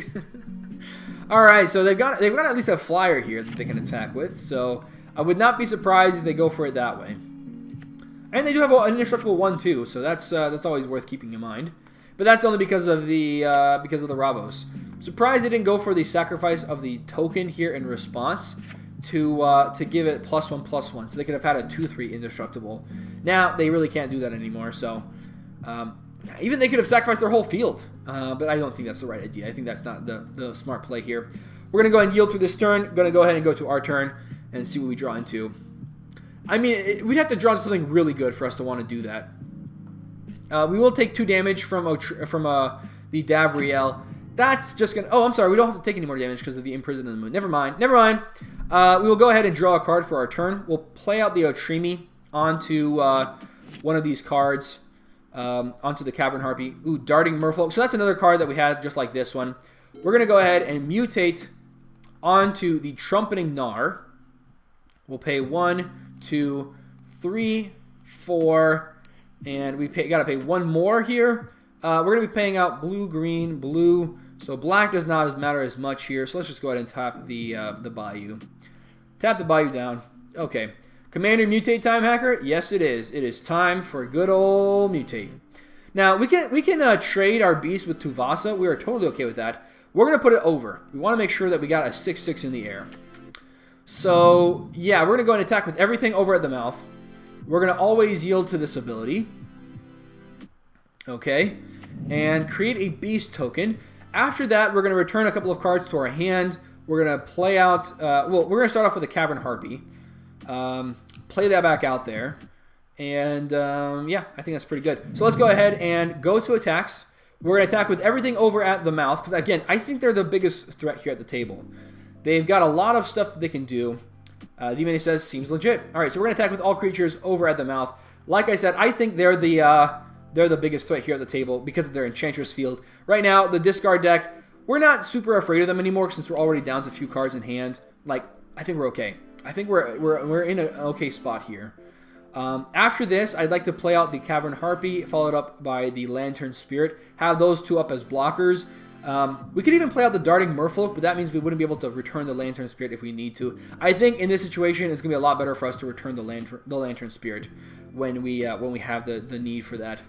So we've got that in the air, going over at them. This is going to be a total of, 11 damage. So that could potentially put them down to 17 if they block with nothing. And I would assume that's what they'd like to do. They would like to block with literally nothing here. Let's see what they actually go for, though. We could play out the Cavern Harpy. Yeah, we want to return it to the hand anyways. We play out the Cavern Harpy. Do we have enough mana to then mutate? We do not. Could we play out the Darting Merfolk and then mutate? Let me take a look here. How much does this mutate cost? It is 4. We could do that, actually. I think that's what I'd like to do. I'd like to get down another beast here. I feel a little bit more protected if we go for it that way. I won't be able to return the Darting Merfolk to the hand, but with Otrimi in the hand, I think we'll be okay. Okay. All right, so we're going to go ahead and... I guess if we're not mutating... We could bring back the Lantern Spirit, play it out, play out the Darting Merfolk, and then hold up 1 blue mana. You know what? Let's go for it that way. We will go for it that way. Then we have a couple of other blockers here that we can return to the hand. You know what? I like it. We won't be returning the Otrimi to the hand, but that's okay. We don't have enough mana to pull it back out there untapped anyway, so it doesn't really matter as much. So we're going to start off by returning the Lantern Spirit to our hand for 1 blue mana. Then the next thing we're going to do is we're going to play out the Lantern Spirit one more time with the blue mana. Okay, and then from there, we're going to go ahead, we're going to tap, let's see, 1 mana here, and then a blue mana from the breeding pool. And then we're going to go for the Darting Merfolk, tapping our Watery Grave for that. And then finally, we'll hold up the blue mana for the Lantern Spirit and for the Darting Merfolk. So both of those will be able to be returned to the hand, regarding, regardless of which one we have to return to the hand as a result. So now we get to pass over to D-Many's turn and see what they've got up their sleeve. I'm going to try to do a little bit better here to not lose so much time on the clock. The downside is there's a potential that I might accidentally miss my opportunity to return Otrimi to my hand, which is something that people definitely want to do. They definitely want to have that Otrimi come back to the hand, so I have to replay it all out there. So let's see what happens here as a result. Ramos Soul Tender coming down. They're going to go ahead and return a creature card from their graveyard to their hand. Let's see what they decide to hit. They've got a lot of options in the graveyard. If I were them, I probably would pick the, maybe the Bruce Tarl. Getting Double Strike here does seem pretty good. I mean, Fairbarrow Elder is also not bad, but they need more card draw more than anything else. Is there any, well, actually, you know what? The Ukima does give them some card draw. Nope, just life gain. Not card draw, my bad. Ikoshigiki gets them life. Yeah, this is pretty interesting. There's not a ton of cards in their deck, or in their graveyard they actually want to get back. Nothing that actually draws them cards. I guess Bruce Tarl, it gains them life and gives them additional power for them to attack with. If I were them, that's what I'd be picking. Let's see if that's exactly what they go for. They're going to go ahead and target the Kazur. Okay, so that means that they're most likely going to be trying to attack this turn with a couple of their creatures. Maybe a lot of their creatures instead. So they'll be attacking with a lot of their creatures, trying to put counters on them. I wonder who they're going to attack. If I were them, again, I was attacking the mouth. They seem like the biggest threat at the table. I wonder if they're more afraid of Alon, though. So let's see. Kazur coming down. They're going to go ahead and cast that one. Again, they can use that to find, what is it, the Ukima. I don't think that you're allowed to search your graveyard, though. I think you only search your library for whatever you name, whatever the named card is. So let me take a look here. We still have 10 mana. Next turn, we can attack with Otrimi, the trumpeting pile. So we attack with Otrimi. We can deal 6 more commander damage. And then from there, what we can go for is we can bring it all back and play it all back out there. That sounds pretty good. I like that. Okay. All right. So let's see what D-Many does here. They've got that ability resolving with the Okima. Surprised. Where did it go? Where is it? It should be on the battlefield, right? They cast Gorm the Great. I might be missing something. Oh, there it is. I see it right there. That kind of blended in with the lands for a second. All right, Gorm the Great coming down. This is going to allow them to have a thing that allows them to have vigilance. If they find the Virtus the Veiled, which I'm pretty sure they will, they can find the Virtus the Veiled and put that into their hand. So, yeah, what do we do here? We still have a lot of creatures on the battlefield. D-Many might be shaping up to be a bit of a problem, but with all these creatures that can return themselves to the hand, what we could do is find a board wipe, and then after we find the board wipe, we attack with all of our creatures, return them to our hand, and then play the board wipe to blow up the board under D-Many's field, and then replay out our board as well. We will need a lot more mana than 10 mana to do all that in one turn, but even if we do it in 2 or more turns, that's fine as well. So let's take a look what happens after this point. Yeah, things are looking pretty scary. It's certainly, hey, Alon, mind if my kitty bug pokes you for 1? I think they want to just attack for 1 here. I'm surprised they're going to go for that. Why would they want to deal damage? Oh, they want to have the Trin create a human. Okay, so that makes sense, but why does that matter so much? Maybe they just want to have more blockers. It doesn't matter, though. It's got indestructible anyway, so they can just block with the Crosis, and, it doesn't really... Like, they just high-five each other. So, I'm not sure why D-Many is asking so much for permission. Well, you know what? Actually, no, I do know why. They don't want to get on Alon's bad side, because there is a Crosis on the battlefield. And when there's a Crosis on the battlefield, you do not want to get on the bad side of the person who owns it. Or the person who controls it, rather. So, let's see what's happening here. They're going to go and attack with the bug over at Alon. They're going to take 0 damage from I mean, they're going to block, right? I'd be surprised if they don't block here. Are they just going to take the 1? Doesn't really matter, but better than taking 1 is just a block, right? I'd be surprised they don't block here. Like I said, I think that's the right plan.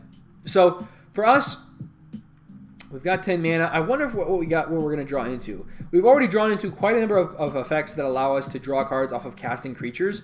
So when you've got a situation like that, you know, having Darting Merfolk, having Lantern Spirit, those aren't going to be as great. Ah, they're trying to make Kazur make the bug a little bigger. That's why.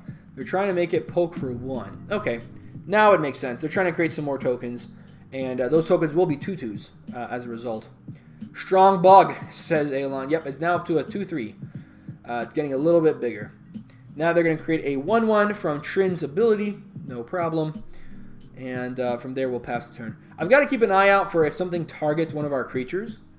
So, because we can return it pretty much for just 1 mana or for 1 life. So I want to be able to do that if I have the chance. It's a little bit of a weird deck on Magic Online where you've got so many things you can do at instant speed, even when you're tapping out all your mana at sorcery speed. Or at least most of your mana at sorcery speed. It makes you lose a lot of time on the clock. And that makes me wonder, like, when are we going to see longer clocks available as an option for when you host the Commander game? Or, you know, at the very least, things that you can do where you don't have a clock at all. That'd be kind of cool too. Dark Ritual coming down for Aelon the First. So they're going to create a little bit of extra mana. I'm wondering what they're going to use this extra mana on. Maybe like a Torment of Hailfire could be something. They're going to go for Raider's Wake. That's fine. Another effect similar to Liliana's Caress. Okay, that's fine. So they can make somebody discard. Not us, thankfully. But they can make somebody else discard. Where are they going to be attacking with that 6/6 Crosis? Because I think right now that's going to be the play to do. They've got 5 mana left over. What do they want to do with the rest of that mana? They could go for like a wheel or something and make people lose a lot of life. That could be it. They're going to cast Tassiger's Cruelty. Each opponent discards 2 cards. So yeah, Demon is going to go to 0 cards in the hand. The Mouth is going to go down to 1 card in the hand. And so yeah. Now Aelon also has 0 cards. We're not going to discard anything, but it is going to, importantly, make D-Many and the Mouth lose 4 life. So the Mouth is going to be down to 13. Getting attacks for Crosis, that's almost half their life total. Wheel us daddy, says D-Many. Or that. That works too. Yep, so they're going to go ahead and Tassiger's Cruelty. And they're down to 0 cards in hand now. Same thing with D-Many. But with that Ramos on the battlefield for D-Many, I mean, they're just going to be able to return creatures that they discard anyways, so I'm not looking super excited to how this is going to play out. So here's a little bit of a weird situation. I want to deal with D-Many because they have a lot of creatures. Unfortunately, there's not much I can do about it. Even if I decide to attack them, like they've got a lot of blockers. They've got, let's see here, a 3/8 that they can block our 6/6. Do they have anything in the air? I don't think they do. They do have the Ravos, but they would be losing the Ravos to our Otrimi. And I'd be happy. I'd be happy with that chump block because it wouldn't even be everything. So we can block there. That is going to turn our quest, or their quest for the Nihil Stone online. So Enlightened Tutor and Green Sun Zenith are both gone now. I wonder how this is going to change things. Now everybody's losing 5 life just as a static thing. I think that means I've got to get rid of Aelon pretty quickly here. So let's see if they attack with their 6/6 or if they leave it up as a blocker. If they leave it up as a blocker, then we can deal, let's see, at most 1, 2, 3, 4, 5, 6, 7, 8, 9, 10. No, just 9. We can deal them 9 damage, putting them down to 17. I wonder if Tuvasa is going to do the same thing here. Where would I block if I were Crosis? Probably going to be blocking one of the beasts if they don't want something to get returned. Yeah, I mean, that sounds pretty good. So let's see what happens from here. Liliana's Caress, Raider's Wake, Quest for the Nihil Stone. Those are all going to get put onto the battlefield. Or onto the stack, rather. Yeah, so am I feeling pretty bad about where this game is shaping up? I feel like this is okay. Let's go ahead and let all these triggered abilities resolve. Okay, so that is it for that stack. The Quest of the Nihil Stone is going to get 1 more counter. And so, yeah, now the Mouth is down to 9. So they're going to take 5 damage from the Quest for the Nihil Stone. That means that they've got to figure out a way to deal with it. Otherwise, they're going to be dead around by the time they get around to the next turn. So things are looking pretty bad here. Things are definitely looking pretty bad for the Mouth. I think with that understanding, we can really devote all of our attention to attacking Aelon. Pain Train has arrived, says D-Many. That is definitely the case. We will definitely be seeing the Pain Train starting to train us all the way to pain. I wonder what the Mouth is going to do. They did discard 2 tutors. Ashok is gone, so they could have cast them. Surprised they went for that. Maybe the last card is just so important that they just needed to keep that in the hand no matter what. What would be the best case scenario here for them to keep? I don't even know. Like, they're going to attack, they're attacking D-Many here in the air with the Crosis. Okay, that's not bad. That means that they can deal them 6 damage, make them a little bit closer to the end of the game. Now that means we can attack them with everything that we got, so that's an additional 6 damage on top of the 9 that we were talking about earlier. So that's going to be 15 plus the 3 from the mouth. Potentially maybe, you know, 2 more. They could get it even higher. Alon the First says, good game. I'm not sure what they're talking about. They might be talking about... Oh, I'm sorry. They're talking about the Raider's Wake. So they're going to make somebody discard a card. It's going to be the mouth discarding a card here. So by discarding a card, they're going to be triggering both the Raider's Wake and the Liliana's Caress. So that means that they're going to take 4 damage here, and then 5 damage from the Quest for the Nihil Stone. That's going to be exactly lethal. So they'll be exactly dead. So they're going to say GG. I'm going to wait for the mouth to say GG here as well. They might not realize what's coming to them, but yeah, this is definitely going to make them lose the game here. So what happens from this point? We could use, with the Quest for the Nihil Stone, we could use this ability to, because this has to be exactly 0, right? Alright, so they're going to make somebody discard a card. At this point, I think I'm going to go for the Darting Merfolk, return to the hand. That way the quest will not actually trigger, because we have to have exactly no cards in hand. So we're going to go ahead and pay 1 blue for the Darting Merfolk, pay a blue here, put that back into our hand, and then yield here. Because they're not going to do anything. D-Many's got 0 cards in hand. The mouth is about to die, so we don't need to do anything until our next turn. We're going to go ahead and yield until our upkeep. Yield until there. So yeah, now we're not going to be taking the 5 from the quest as a result of this. So we do have this ability here to use our creatures to attack. And I think it's the right idea to bring back the Darting Merfolk, because the rest of this is going to be more damage. So we're not doing 15, but we're not taking 5, so I'm happy about that. So we're only doing 14. That's going to put them down to 14. After that, D-Many might actually have lethal on them. Let's take a look if they've got that. They've got 7 plus 2, that's 9, plus 2, that's 11, plus another 2, that's 13, plus 4, that's 17. Yeah, so they will be enough. There'll be at least 3, so they can attack with the Gorm somewhere else. They can attack us with the Gorm, everything else at Alon. That would kill them. This is only for opponents, I believe. Yep. Yeah, so they're going to go ahead and they could potentially get rid of Alon here and then have 1 blocker up. Maybe that's what they want to do. They just want to have a 3/8 up available to block with. That could also be another option. We can do exactly 3 damage less than what they would need to do in order to kill them. So that's also a possibility. You know what? I'm gonna go on a limb here. I'm gonna risk that D-Many will be able to attack Alon with everything here on their turn and kill them if we leave one of our beasts behind. And I think that's what I'm going to want to do. Should have untapped Crosis, says Alon. So they're going to go ahead and untap target legendary permanent. They're going to untap itself. Okay, so they're gonna use their mana while they can. Use some activated abilities while they can. And yeah, then the mouth is going to be out here. They're going to be out. They're going to have nothing in their mouth anymore. So we go to our turn. I do like the idea of attacking. Check this out. We can attack with the Lantern Spirit in the air over at D-Many. Hey, if they block with the Ravos, that's good news for us. We will definitely take that. Nothing else here has flying, right? Nothing else has flying. And so as a result, D-Many's got to decide, do I kill Alon or not? Because if I don't kill Alon now, it might make it harder for me to kill them in the future. So that could definitely be part of the story here. You know what? And I kind of like it. I think that's going to be a good idea. I think that the fact that we've got Darting Merfolk, we can return it at the end step, not take damage from the quest of the Nihil Stone, but we can play it out every turn so we don't have to discard it to one of their effects. So I like that. I think that's going to be pretty good. So what else can we do here? This is a tough one. I have to admit, this is a very, very tough one.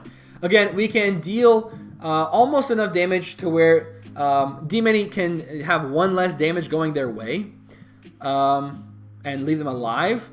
They can be put to 1. And yeah, so that's the mouth. They're out of the game, so that is it for them. So let's take a look. Time for Game Night's Death Part. What show do you think this is, D-Many? I love it. I love it. All right, so I would have untapped him. I would have left you live, says Alon the First. All right, so the mouth is gone. They are out of here. They did not say... Oh, they did say GG. I'm sorry. I missed it. Let's go ahead and say good game to them as well. Because they did say GG earlier. I just didn't catch it. All right, so let's go ahead and go to our turn. And what we will do is... We'll draw our card first, and we'll see what we got. 1 or fewer cards in hand. Well, I'll take 2 damage. 2 damage is not ideal, but I'll take it here. I'd rather deal damage here to where we can make D-Many kill Alon the First on their turn. So let's take a look. This 7 life I'm going to lose is going to look silly, says D-Many. Yep. All right, so I'm going to lose 2. Going to go down to 24. We are going to go ahead and... Ooh, Lifecrafter's Bestiary. That's actually a pretty good one here. Let's go ahead and play that down. So we can get this down. We'll tap 3 mana for this one. We will play out the Darting Merfolk. And that way we can draw a card off of paying an additional mana for that. And then from there, yeah, we'll see what else we got. What else can we get? A lot of blue and green in this deck, so I don't think I'm going to be using the Breeding Pool mana here. We're going to go ahead and cast the Darting Merfolk. Get that down, and then tap a green to pay for the Lifecrafter's Bestiary. We're going to always yield to this ability. Okay, not bad, not bad. So what can we do from this point? We've got 5 mana.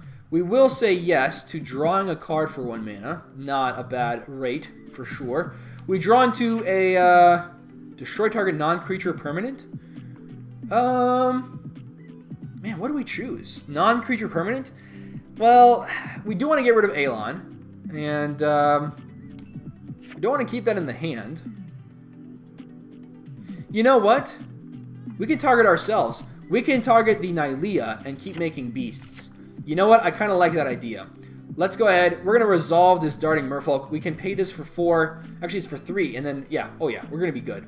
We tap these 3 lands, play out the Mutate for the Sawtooth Demolisher. I will be commenting on this video. So if you're watching this right now, you can see D-Many's comment here. We're going to go ahead and cast with the Mutate on Otrimi. We will put it under. We won't put it over.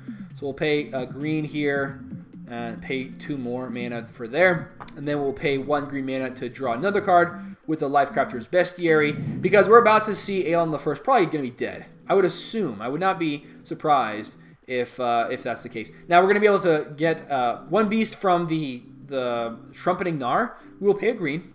But we'll also get another beast from targeting our Nylea. So we will say yes. Does it only if it's... it doesn't have to be destroyed. We can target an indestructible creature. We draw into a Fauna Shaman. Yeah, we might as well play that one out here. Although, you know what? We can actually wait to play that out and draw a card off that. I like that better. I like that better here.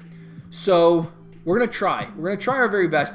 I think if we force D-Many, we'll put it over. You know what? I think I want to put it over, and here's why. I want to take away the legendary status. So we'll put it over. It's gonna stay as 6/6. So we're gonna go ahead and destroy Nylea. And create a 3/3 from that.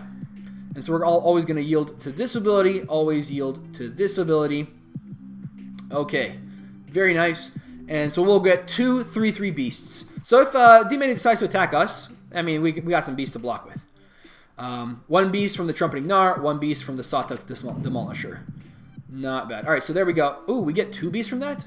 Oh, I'm sorry. It's just 2 beasts created by the same ability. It stacked them. Even though they have different art. They do technically have different art. Okay, so we're going to go ahead and go to our combat phase. And we are going to attack with the Lantern Spirit at D-Many. And then everything else over at Aeon the First. That should put... Let me just double check here. Attack everything at Aeon the First. Except for the Lantern. We're going to attack that at D-Many. So let me see here. That's 6 plus 6. That's 12. That's going to put them down to 16. That's 10 plus 2 here. Actually, hold on a second. This is a lot more. 2, 5, 9, 11, 13, 17, 23. We only need to do 5 damage to them. So what we will do instead, we're not going to attack with this. And they've only got a 2/2 that can block. That's in the air, right? Let me just double check here. This does not have menace. Oh yeah, let's just go ahead. We're going to attack here this at D-Many as well. So now D-Many will have to attack with everything if they want to get rid of Alon the First. If they don't, if they decide to attack us, they're going to keep taking 7 damage at the beginning of their upkeep every time. Remember crackback, says Alon the First. D-Many says, oh, I do. So they might have a way to deal with the board after attacking. If that's the case, I'm actually okay with that too, because we can return a couple of our creatures to our hand and not have to worry too much about it. So let's take a look here. I'll put here, if you kill Alon, I won't attack you for 1 turn. So that way, we take away the crackback option from them and say, look, if you just kill him, you're safe for a turn. So that way they don't have to worry about getting attacked while all their creatures are tapped down. So let's see if they take the deal here. This is one of those situations where you want to take the deal to do something that's important. Now, are we going to be able to deal with a board state from D-Many? Potentially, maybe, maybe not. It's definitely going to be something that's possible. D-Many says lies. You already know I don't lie. You watch the channel, D-Many. What are you talking about, lies? So he knows, yeah. I don't like. I meant to say lie. Not like. D-Many, I won't ping for 5 if you help me. You can't choose that. Oh, you may have that player lose 5 life? Interesting. Interesting. Yeah, I wonder what D-Many decides to do. I mean, it's in their court. If they don't kill Alon, that's fine with me too. Like, I'm totally okay with that as well. We've got 6 commander damage coming their way. They've got 6 from the Crosis, 6 from the Otrimi. So let's see what happens here. Didn't know it was a May. Choose 5 or no 5. That is kind of interesting that it is a May ability. It would be interesting to see why that's the case. But they are going to take 7 damage here. They're already down to 17. That's going to put them down to 10. So they could be very dead very quickly. So the question is, what's going to happen as a result? We're going to go ahead and always yield to these abilities. I'm going to take a look to see what Ramos is targeting, just out of curiosity. Let's just figure it out. Going down here to the chat. They're going to target Ikra Shadiki. Okay, that's pretty cool. That's going to allow them to gain some life after they attack here. So, not too bad. Not too bad. Friend or no friend? You get to decide, it says D-Many. So, this might mean that D-Many decides to attack us here. Again, I'm not sure exactly why. Although, I will say, there is the possibility for them to gain a lot of life with the Ikra Shadiki here as a result. So let's see what happens. We are currently pretty close to having our Nylea online, I believe. We've got 1, 2, 3, 4 from the Fauna Shaman. So we are just one pip away from being able to have an indestructible Nylea. That is not bad, I will say. So let's see what happens here. I won't kill you, but I will still do a poke. Alon says, fair. Fair enough. They're going to go for the Ikra Shadiki, so that means that they've got some things that they can do for blocking. We've got 24 life. We are now at the highest life total, so the tables have certainly turned. For a very long part of the game, we were the lowest at the table, but now we are at the highest, so I'm feeling okay. Like, I'm not feeling great because we are at half our life total. So let's see. They're going to attack here with 3/8 over at the Alon the First. They're going to attack with a 2/2 over at Alon the First as well. Another 2/2, so that's going to be a total of 7 damage going there. So 7 damage in that direction. They've got 4 damage in that direction, so that's 11. And what else do they want to attack with? They're going to attack with 2 in the air at me, so I can't block that one. I'll be going down to 22, no problem. And then they've got this 6/4. Now we could block with both of our beast tokens, but that means that they would just kill them. So they're going to attack here with the Kazur as well. I'm going to put the darting Merfolk here in front of the Sylvar and then return it to the hand. But because it has menace, I have to put a beast there as well. So no problem. We'll lose one of our beasts, but we get to have the darting Merfolk back to our hand. Let's go ahead and go. Let's go ahead and block here a little bit. So yeah, now we can go to our turn where we can get Alon off the battlefield and potentially maybe D-Many as well. It depends on what we draw into with this Fauna Shaman. So we're going to go ahead and block the 6/4 Menace with this and a Beast. And then say OK. And then after this, we're going to go ahead and pay a blue to return the Darting Merfolk to our hand. I think what we're going to do next turn is we're going to go ahead and try to make as many tokens as possible by just playing out this whole stack here. This whole stack will definitely be a huge part of our game plan next turn. So they're going to choose to kill the Beast first, and then the Darting Merfolk. We are going to choose to bring back the Darting Merfolk to our hand. So that's how it's going to work. So it looks like they're going to pass the turn over to us. We're down to 18 minutes on the clock, so things are looking pretty low for us. We're going to go ahead and pay a blue with the Darting Merfolk ability. So we get to prevent some of that damage going to be dealt to us. And I'm glad that they did that, because I might have forgotten to keep that on the battlefield to kill Sylvar. I would have definitely wanted to trade my Darting Merfolk for that. But for right now, this looks pretty good. We're going to go ahead and bring that back to the hand and do what we can do. All right, so let me see how much mana I'm going to need to cast this whole stack again. And really, I don't need to cast the whole thing. I can put the whole thing on Lantern Spirit. So let me see here. We got Trumpeting Gnar. That's going to be 4 mana. This is going to be 3 mana, so that's 7 total so far. And then lastly, we've got the Sawtusk Demolisher. That's going to be 3 mana. So 3 plus 3 plus 4. That is a total of 10 mana. Excuse me, that's a total of 10 mana. I think we'll be able to put everything onto the Lantern Spirit and maybe even draw a land and put that on there. We will get to Scry here, which is kind of cool. They're going to gain a bunch of life here from the Ikra Shadiki and put a bunch of counters on their Kazur. So we're going to have to see if we can deal enough damage to kill them here on their next turn. Now, it's also a question of if Elan will be able to deal damage to D-Many as well. It's kind of in a Mexican standoff position where you don't want to, kill anybody because that helps your opponent, but you don't want to not kill anybody because that hurts you. It's kind of a weird situation. I wonder what Elan's going to do. It's really a grab bag of options. They're going to be down to 9. We could technically hit them, but they're not as threatening to us anymore. So we're going to go ahead, always yield to this ability. And there we go. That's going to yield for us. We're down to 17 minutes on the clock. So again, getting lower and lower as the clock ticks by. So what do? We create a bunch of tokens that way. We can attack for a lot here.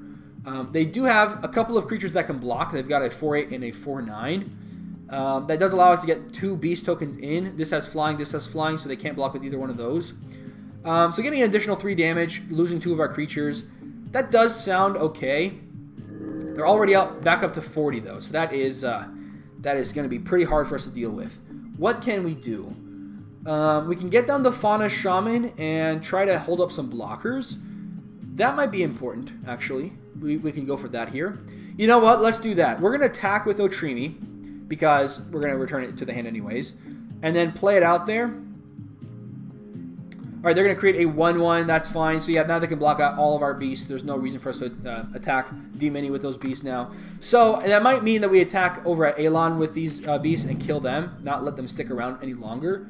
Although, I guess D-Many might not be that afraid of what Elan can do. And really, we have to be worried too. We've got both those Caress effects on the battlefield, so if we see both of our cards get discarded here, that means we could lose 8 life. So that would put us down pretty low. So let's see what happens here. We're going to have to see if Elan decides to use up their Davriel to make somebody discard, and if so, who they're going to pick. I wonder, so let me put it this way. If they target D-Many, let me put it this way. Elan, I'll make you a deal. Make you a deal. I'll make you a deal. Hollow Spectre coming down, that's fine. No big deal. I'll make you a deal. Let me see here. If they use the Davriel, they make 4. I won't hurt you on purpose until D-Many is dead. If you don't hurt me on purpose until D-Many is dead. So we're going to say, if you can deal with us one-on-one, then we will use your help to take care of the third player. This can kind of help break up the Mexican standoff. They're sold. Awesome. So they're going to say, they're going to make sure that we don't discard if we don't have to. So we can kind of take care of D-Many pretty easily. After that, we might be able to deal with Alon pretty easily as long as we keep all of our cards discarded and then we use the Darting Merfolk to bring it back to the hand. See, you have to remove my board first, Hacker. I don't know. I mean, I can just attack with the 2 flyers. I mean, that certainly helps. Crosis attacking them as well could be pretty helpful. Any color could be a huge problem, though. I would... In this situation, it might actually be better to use the Davriel, because then that at least makes them lose 8 life. Although, if they attack with the Crosis, that will trigger their Raider's Wake, so that would make them lose 8 life, or I'm sorry, 4 life. Anyways, so they're going to attack here for 6. I'm assuming they're going to pay the 3 mana anyways, because they could do that no matter what. But I guess it doesn't really matter at the end of the day. So they're going to go ahead and attack them for 6. That's going to put them up to 12 commander damage, and it's going to put them down to 34. When we attack, that's going to put them up to 12 commander damage from our commander, and it's going to put them down to, what is that, 8 less, so that's 26. So 26 is going to be a big deal. Now, the problem is we have to get rid of this Ikra at instant speed. It's not going to matter if we get rid of it at sorcery speed, because they're just going to return it with the Ravos Soul Tender. And yeah, it's just not going to be very good here. So they're going to attack here over at the D-Many. Now, I could have chosen to say with D-Many make that same deal to get rid of Alon the first. Problem is, I'm a lot less afraid of Alon in this situation than D-Many. So we're going to always yield to the Crosis ability. Choose any color, I dare you, says D-Many. I love it. This is crazy. Now, this has been a very long game. We're already up to turn 13. Which is crazy thinking about how most games are already over 3 turns ago most of the time. But that's just how it happens. Sometimes you'll play against a deck or a couple of decks. Yep. So they reveal the Indatha Triumph, so they're not gonna discard that here. But then the Raider's Wake will make them discard it, so they don't have to worry about that anymore. Nothing else to do. Yeah, might as well. So yeah, it's funny that they can't really even cycle it because that would also trigger their abilities. Doesn't matter, you'll discard it, says Alon, because of the Raider's Wake. Yeah, and that's definitely going to be the case here. So they're down to 34. They're going to take 4 damage here, going down to 30. We can attack with both of our flyers. That's going to put them down to 26. Then it's going to be a tough one because they still have that Ikra Shadiki on the battlefield. So it's really going to be arch enemy here because I think D-Many is going to be at the best position to win the game from here. So what can we do to really increase our output of damage being dealt? I don't think so. All right, so they're going to go ahead and make them discard a card, lose 4 life. They're going to go down to 30. Even if they gain life, though, with all this commander damage, this might actually be game over in a different way. So they're going to go ahead and put counters on the quest. They're going to make the Raider's Wake and the Liliana's Caress, make them lose some life. I just needed to attack for Raider's Wake. Yeah, that sounds pretty reasonable. They've also got another flyer here from the Hollow Spectre. And I think with us being able to replay all of our cards here, even if we don't draw cards from the Lifecrafter's Bestiary, that's fine. We can make enough blockers that we can not take too much damage from D-Many attacking us all out. So let me take a look at this. How do we do this in a way that allows us to create a lot of tokens? How many tokens will we even be making? So we will attack with the 2 flyers. We will then return this whole pile to our hand, goes out to 21. We will then play the Trumpeting Gnar on the Lantern Spirit, create a token. We will play the Satos Demolisher on the Lantern Spirit, create 2 tokens. Then Otrimi to create 2 tokens. So we'll be creating 5 tokens here, 5 3/3s on the ground. That could help us win. I'd like to get down the Fauna Shaman if possible, but it might not be it might be a possibility here, unfortunately. That's just how it works sometimes. So let's take a look. What can we do? So Lifecrafter's Bestiary, they're going to go ahead. We're going to go ahead and scry 1. See if we can find something that would allow us to win in this situation. So, Alon's down to 9. I think we're going to have to cast out both of these cards. Sakura Tribuilder, yeah, that's definitely going to go to the bottom. We do not need that one anymore. So that's going to go to the bottom. Let's go ahead and draw a card. You know what? I wonder... Alright, so this is going to say Exile cards from the top until you... You know what? This one actually could be pretty good here. This would maybe allow us to get other things for free. Put those permanent cards onto the battlefield. Yeah, you know what? I think we gotta go for it. Hold on a second. Do we go for this first? Because I'd like to get this down and then mutate it a bunch. Yeah, you know what? Let's just go to combat. We will play this one first on the Lantern Spirit. And then after that, after we do that, we will go ahead and use the auspicious... Well, I mean, this is going to get mostly lands for us, I would assume, right? Probably. Let's go ahead and attack with these 2 flying creatures over at D-Many. Actually, let's keep up the Lantern Spirit, because we can use that to block with. Yeah, that's a flying blocker. I kind of like that.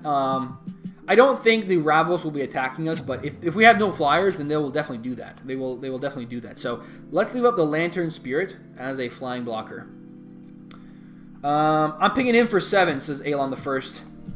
I'm attacking him for 8. Yeah, so your time has come, Daniel. I must attack you for 8. So we will definitely get that in. So they're going to be down to 15 here. They could definitely recover from that very easily, but the commander damage is the bigger problem here. They're going to be taking commander damage that you cannot life gain away. So we're going to go ahead and attack here with a bunch of these cards. And I did attack here with the Lantern Spirit because it's pretty simple. You've got to remove my Ikra. That, unfortunately, I cannot do at this point. But with the Auspicious Sterix in hand, we can use that and maybe do some pretty cool stuff. I wonder what we're going to grab. We're probably going to grab a lot of, like, just regular creatures. So let's see how good this works. And especially that number of times this creature has mutated. Oh my goodness. We can actually put that right on this creature here. And that will mutate. Let me see here. 1, 2, 3. We can return it to the hand. Play out that thing again. Yeah, you know what? Otherwise, it's commander damage from the wind. Yeah, we're going to try the commander damage in this situation. I don't know if it's going to work, but we're going to try it. We're going to definitely try it. In this situation, I'm not going to be playing out the Otrimi from my hand. Right now, I'm just going to be mutating the other cards from the hand instead. We might not have enough to mutate all of them, and that's okay. Yeah, I'm fine with that. I think that's going to be okay in this situation. All right, so we're going to go ahead, go to the main phase. Okay, so from here, I'm going to go ahead and play out the Auspicious Sterix, casting it with Mutate, targeting this card. Okay, so I want to go ahead and use green, because we're going to be using this ability here for 4 mana. Yeah, we're going to use that for 3 mana, rather. So 1, and then lastly, 2. Okay. All right, so we're going to go ahead and get the Auspicious Sterix down. Oh, we got to pay 1 more. No problem. We'll tap. Well, no, we don't have to. Okay. Do we want to draw a card? I don't think so. I think right now we're okay not drawing the card.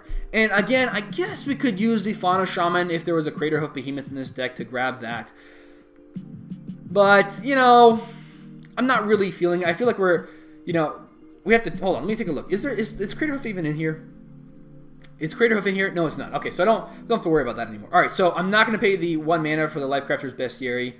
Mini Gen Wave Time says, yeah, so this is X equals 4. So we're going to reveal cards until we hit 4 permanents. So that's not too bad. And then after that, what we can do is we can then... So we're going to put this... It doesn't really matter. Well, we're going to put it under. We're gonna go ahead and mutate a bunch. Get, you know, a bunch of things here. So we're going to go ahead and create some more beasts. So create a beast, destroy our Nylea, which is kind of a cool little interaction here, where we get to create extra beast tokens. So create, we're going to target the Nylea here. And then lastly, we're going to go ahead and do the mutate part. Okay, not bad. We're going to always yield to this new ability from the Sawtusk Demolisher. Okay, so from here, yes, we got to get a flying blocker down. But if we return the cavern, what is it called? This thing. We can return that to the hand. Let me see here. This is actually going to be... actually, you know what? Maybe what we just do is we return the Cavern Harpy to our hand. Get it back out there. Return the Lantern Spirit to our hand. Get that out there. Choose a land on the battlefield to copy. Good question. I'm going to choose... Are there any lands here that are helpful? I'm going to choose Temple of Malice to get to scry one. That'd be kind of cool. Yeah, get an additional scry. Why not? Why not? Choose this one. Okay, temple. We'll get the Scry one, which is not bad. Getting an additional Scry. We've also got the Fabled Passage to do something really cool here. We've got the Survival of the Fittest as well. So that means any creature we want in our hand, we can get that onto the battlefield. We're going to put the Tainted Wood to the bottom. We do not need any more lands. And then we've got here, what is this one? Boneyard Lurker. Return target permanent card from your graveyard to your hand. We can return the Wooded Foothills, but that's not going to matter too much. Okay, so from here, our Nylea is now online. So, I wonder, is it going to stay online? 1, 2, 3, 4. It's not going to stay online if we do this here. But that's fine. I think we need to have more blockers. More blockers is always good. So let's go ahead and do that. We're going to go ahead and activate this ability. Pay 1 life, return it to its hand. We're going to return all those cards to our hand. And then from there, we're going to go ahead and do some cool stuff. I would like, if possible, to get this onto Nylea. But I don't think that's possible unless we do this. Unless we kind of split it up. We move one thing one place, one thing another place. I don't think that's the right plan, though. I don't think that's the right idea. So we're going to go ahead and start off with the Cavern Harpy. I keep saying cavernous because I'm like stuck in school mode when we learned all about the cavernous sinus and all the cranial nerves that went through there. We had the arteries, the veins. There's a lot of stuff in there. So we're going to say no here to the Lifecrafter's Bestiary. Get this down, and then after that, we're going to go ahead and bring back the Lantern Spirit to the hand. We're going to play out the Lantern Spirit, and then after that, you know what? We might as well play out 2 more cards. I know we won't be able to return the Lantern Spirit anymore, but that's okay. So we're going to go ahead and do that, and we'll keep all the mutate cards in hand. So we will return this card on the battlefield, put that into the hand. That way we can recast it for 1 and a blue. And we'll go, let's see here, we need a blue and a green. Hold on, let's press cancel here. Let's grab something with the Fabled Passage, because I have no idea what lands we have left over in this deck. It might not actually be anything, so we need to see if we've got any basics left over. I only have 9 basics in here, so could be pretty bad, unfortunately. We do have a couple, so we're going to go and grab, I guess let's grab a forest here. Grab a forest, get that down. Okay, not bad. All right, so we're going to go ahead, play out the Lantern Spirit. A green and a blue, and then after that we've got a green here and a blue here to get down 2 more creatures, and that means that we can have a couple of blockers for D-Many if they decide to attack us with everything. We will not pay for the Lifecrafter's Bestiary again, not going to be paying for that. Say okay, and then after that we're going to go ahead and go for the Fauna Shaman and play that out, and the Darting Merfolk. So yeah, you might be wondering why I didn't go for the Trumpeting Gnar, and the reason is we don't actually have, we can't make that many tokens as a result, and I'd prefer to get this all down in 1 turn before somebody can deal with them. So we're going to go ahead and tap a green here for the Fauna Shaman, and then lastly, a blue for the Darting Merfolk. Yes, we won't be able to return the Darting Merfolk or the Lantern Spirit to the hand, but I'm okay with that. We will say no. The Cavern Harpy, that one I would like to get to the hand more often, but there's no, unless someone has a board wipe, there's not going to be much that people can do here. So I'm feeling pretty good. I feel like this is going to be fine. We can just wait till people cast their 1 card and then just, see what happens after that. We're going to tap a blue here for the Darting Merfolk, and then we're going to pass the turn. Nobody's got any cards in hand. So that's it for us. Yeah, we're going to go ahead and cast the Darting Merfolk. We're going to say no. Not going to pay the green for that. So we've got a bunch of creatures on the ground, thankfully. Next turn, we should be able to create even more. I think I want to start off with the Auspicious Sterix, because we go for this first. This creates 1, and then 2, and then 3, and then 4. So that's 10 total compared to just 4. So yeah, I think I'm going to start off with the Auspicious Sterix, and then after that go for the Trumpeting Gnar, and then after that go for the Sawtusk Demolisher, and then lastly go for the Otrimi on top. Well, no, that's not going to be on top. This is going to be the Auspicious Sterix on top, because that's a 6/6. All right, so let's see what happens here. Davriel and Quest is going to make them lose 7 life, so that's going to be down to 15. They're going to gain a bunch of life from an attack here, but we've got plenty of blockers. And even if we didn't have many blockers, as long as we get to keep the Cavern Harpy on the battlefield, we're going to be fine. We can be okay. So let me see here. They've got to attack here with 1, 2, 3, 4, 5, 6, 7, 8 creatures potentially. 2 of them have Menace. Let me see here. There's 1, and this one has Menace as well. So that means 10 blockers. 1, 2, 3, 4, 5, 6, 7, 8, 9. We got 9 blockers. So we can take 2 of the smallest creatures. There's a 2/2 on the battlefield, and then there's a 3/3 on the battlefield. We can block everything else and just take a bunch of stuff, and we keep the Cavern Harpy on the battlefield. Not bad. Not bad at all. And so from there, we can deal with the commander damage, but more importantly, we get to do a lot of mutating and putting a lot more creatures on the battlefield, creating a lot of tokens. We can definitely stay alive even after losing the majority of our stuff here. Not to mention, we get to kill some stuff too. All right, Brewstar coming down. This can give something Double Strike and Lifelink. I would assume they would give it to whatever is the biggest creature on the battlefield, and right now that is definitely going to be the Sylvar. So they attack. Yeah, let's see. Let's take a look. They're going to give it actually to the Ikra Shadiki. That's pretty interesting. I mean, it's got Menace as well. Yeah, definitely pretty interesting. They might be wanting to go and attack over at Alon, because that might get Alon out of the game, but they will gain a bunch of life as a result. So let's see how they decide to attack here. I'm going to turn off my auto yields again. D-Mini says, GG Alon. They're going to attack here for 4 damage, double strike over at them. So that's going to put them down to 1. All they got to do is attack with 1 other creature. So that allows us to have just enough creatures to block with, to have the Cavern Harpy available. They're going to attack 4 damage at us. Looks like another 3 damage coming at us. So let's let them attack with everything, and then we'll see what's coming at us and what's coming at Alon the First. Figure it out from there. All right, so we've got Fauna Shaman. I think there might be... Let me see if there's any creatures in here that would be good for us to get out. Archipelagore. What the heck does this do? Tap up to X target creatures. Those creatures don't untap during the next untap step. That does sound pretty good. But we have to get that after we do a lot of mutating. So let's just go back here. Looks like they did their full attack. They declared the attackers. So let's go ahead and go to our turn and figure out what do we want to do. All right, they're going to take this here. Now, they've got their Ravos to block with. They've got their Ravos to block with, and the Ravos means that it's just going to be trampling damage headed their way if they decide to block. They might not even decide to block, though. That's another important thing to remember. So what else can we grab? That's another good question. This is definitely a weird situation. We've got a lot of things we can do, but not a whole lot of ways we can do it. If we go for the Fauna Shaman, we get the Archipelagore. Yeah, I mean, I don't really see us... Well, actually, we can tap down 3 things. We cast this one for 3 mana. We discard one of these random creatures. Hold on a second. Let me think. Oh, we actually had this thing instead. Well, we can go for that instead. So let me think about this. We get the Archipelagore. We use one of these things to mutate afterwards. So that means we would be able to tap down 3 things. They would have no blockers. They're about to get to a really high life total here, though, so that's the problem. It won't reset blocks. Yep.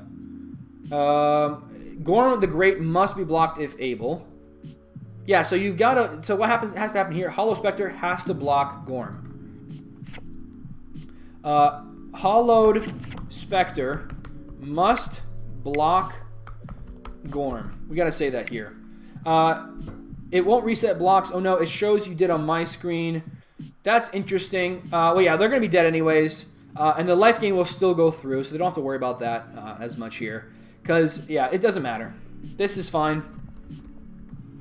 Because, when you concede before combat damage is dealt, Magic Online makes the combat triggers still happen, thankfully. No, you don't. You still get them. So, D-Mini doesn't have to worry about that. They're still going to get their life gain. That's still going to happen here. So, let's take a look to see how much life they actually go up to. They're going to... this is from the first strike, from that first double strike. They're going to gain some life. And I wonder what that last card in hand is. I'm not really quite sure. Let's just do this. We're going to yield until here at my opponent's turn. So, let's see what they do that. Oh, MTGO rarely does that, says D-Many. I mean, from what I understand, it does it every time, but let me see if I'm wrong. I could always be wrong. That's not outside the realm of possibility. D-Many wins the match. Oh, I lost 5 life? I lost 5 life from what? Where did I lose 5 life from? I lost 5 life from something. I didn't block. I didn't block. Well, let me see. Whoops. Let me see how much damage I could have prevented. Yeah, I forgot to block. Yeah, D-Manny says GG. Unfortunately, yeah, I didn't block there. Yeah, I don't think we'd have been able to win that game anyways. Like, we could have grabbed the Archipelago, but the way I was looking at it, like, we'd have to pay 3 and then another 6.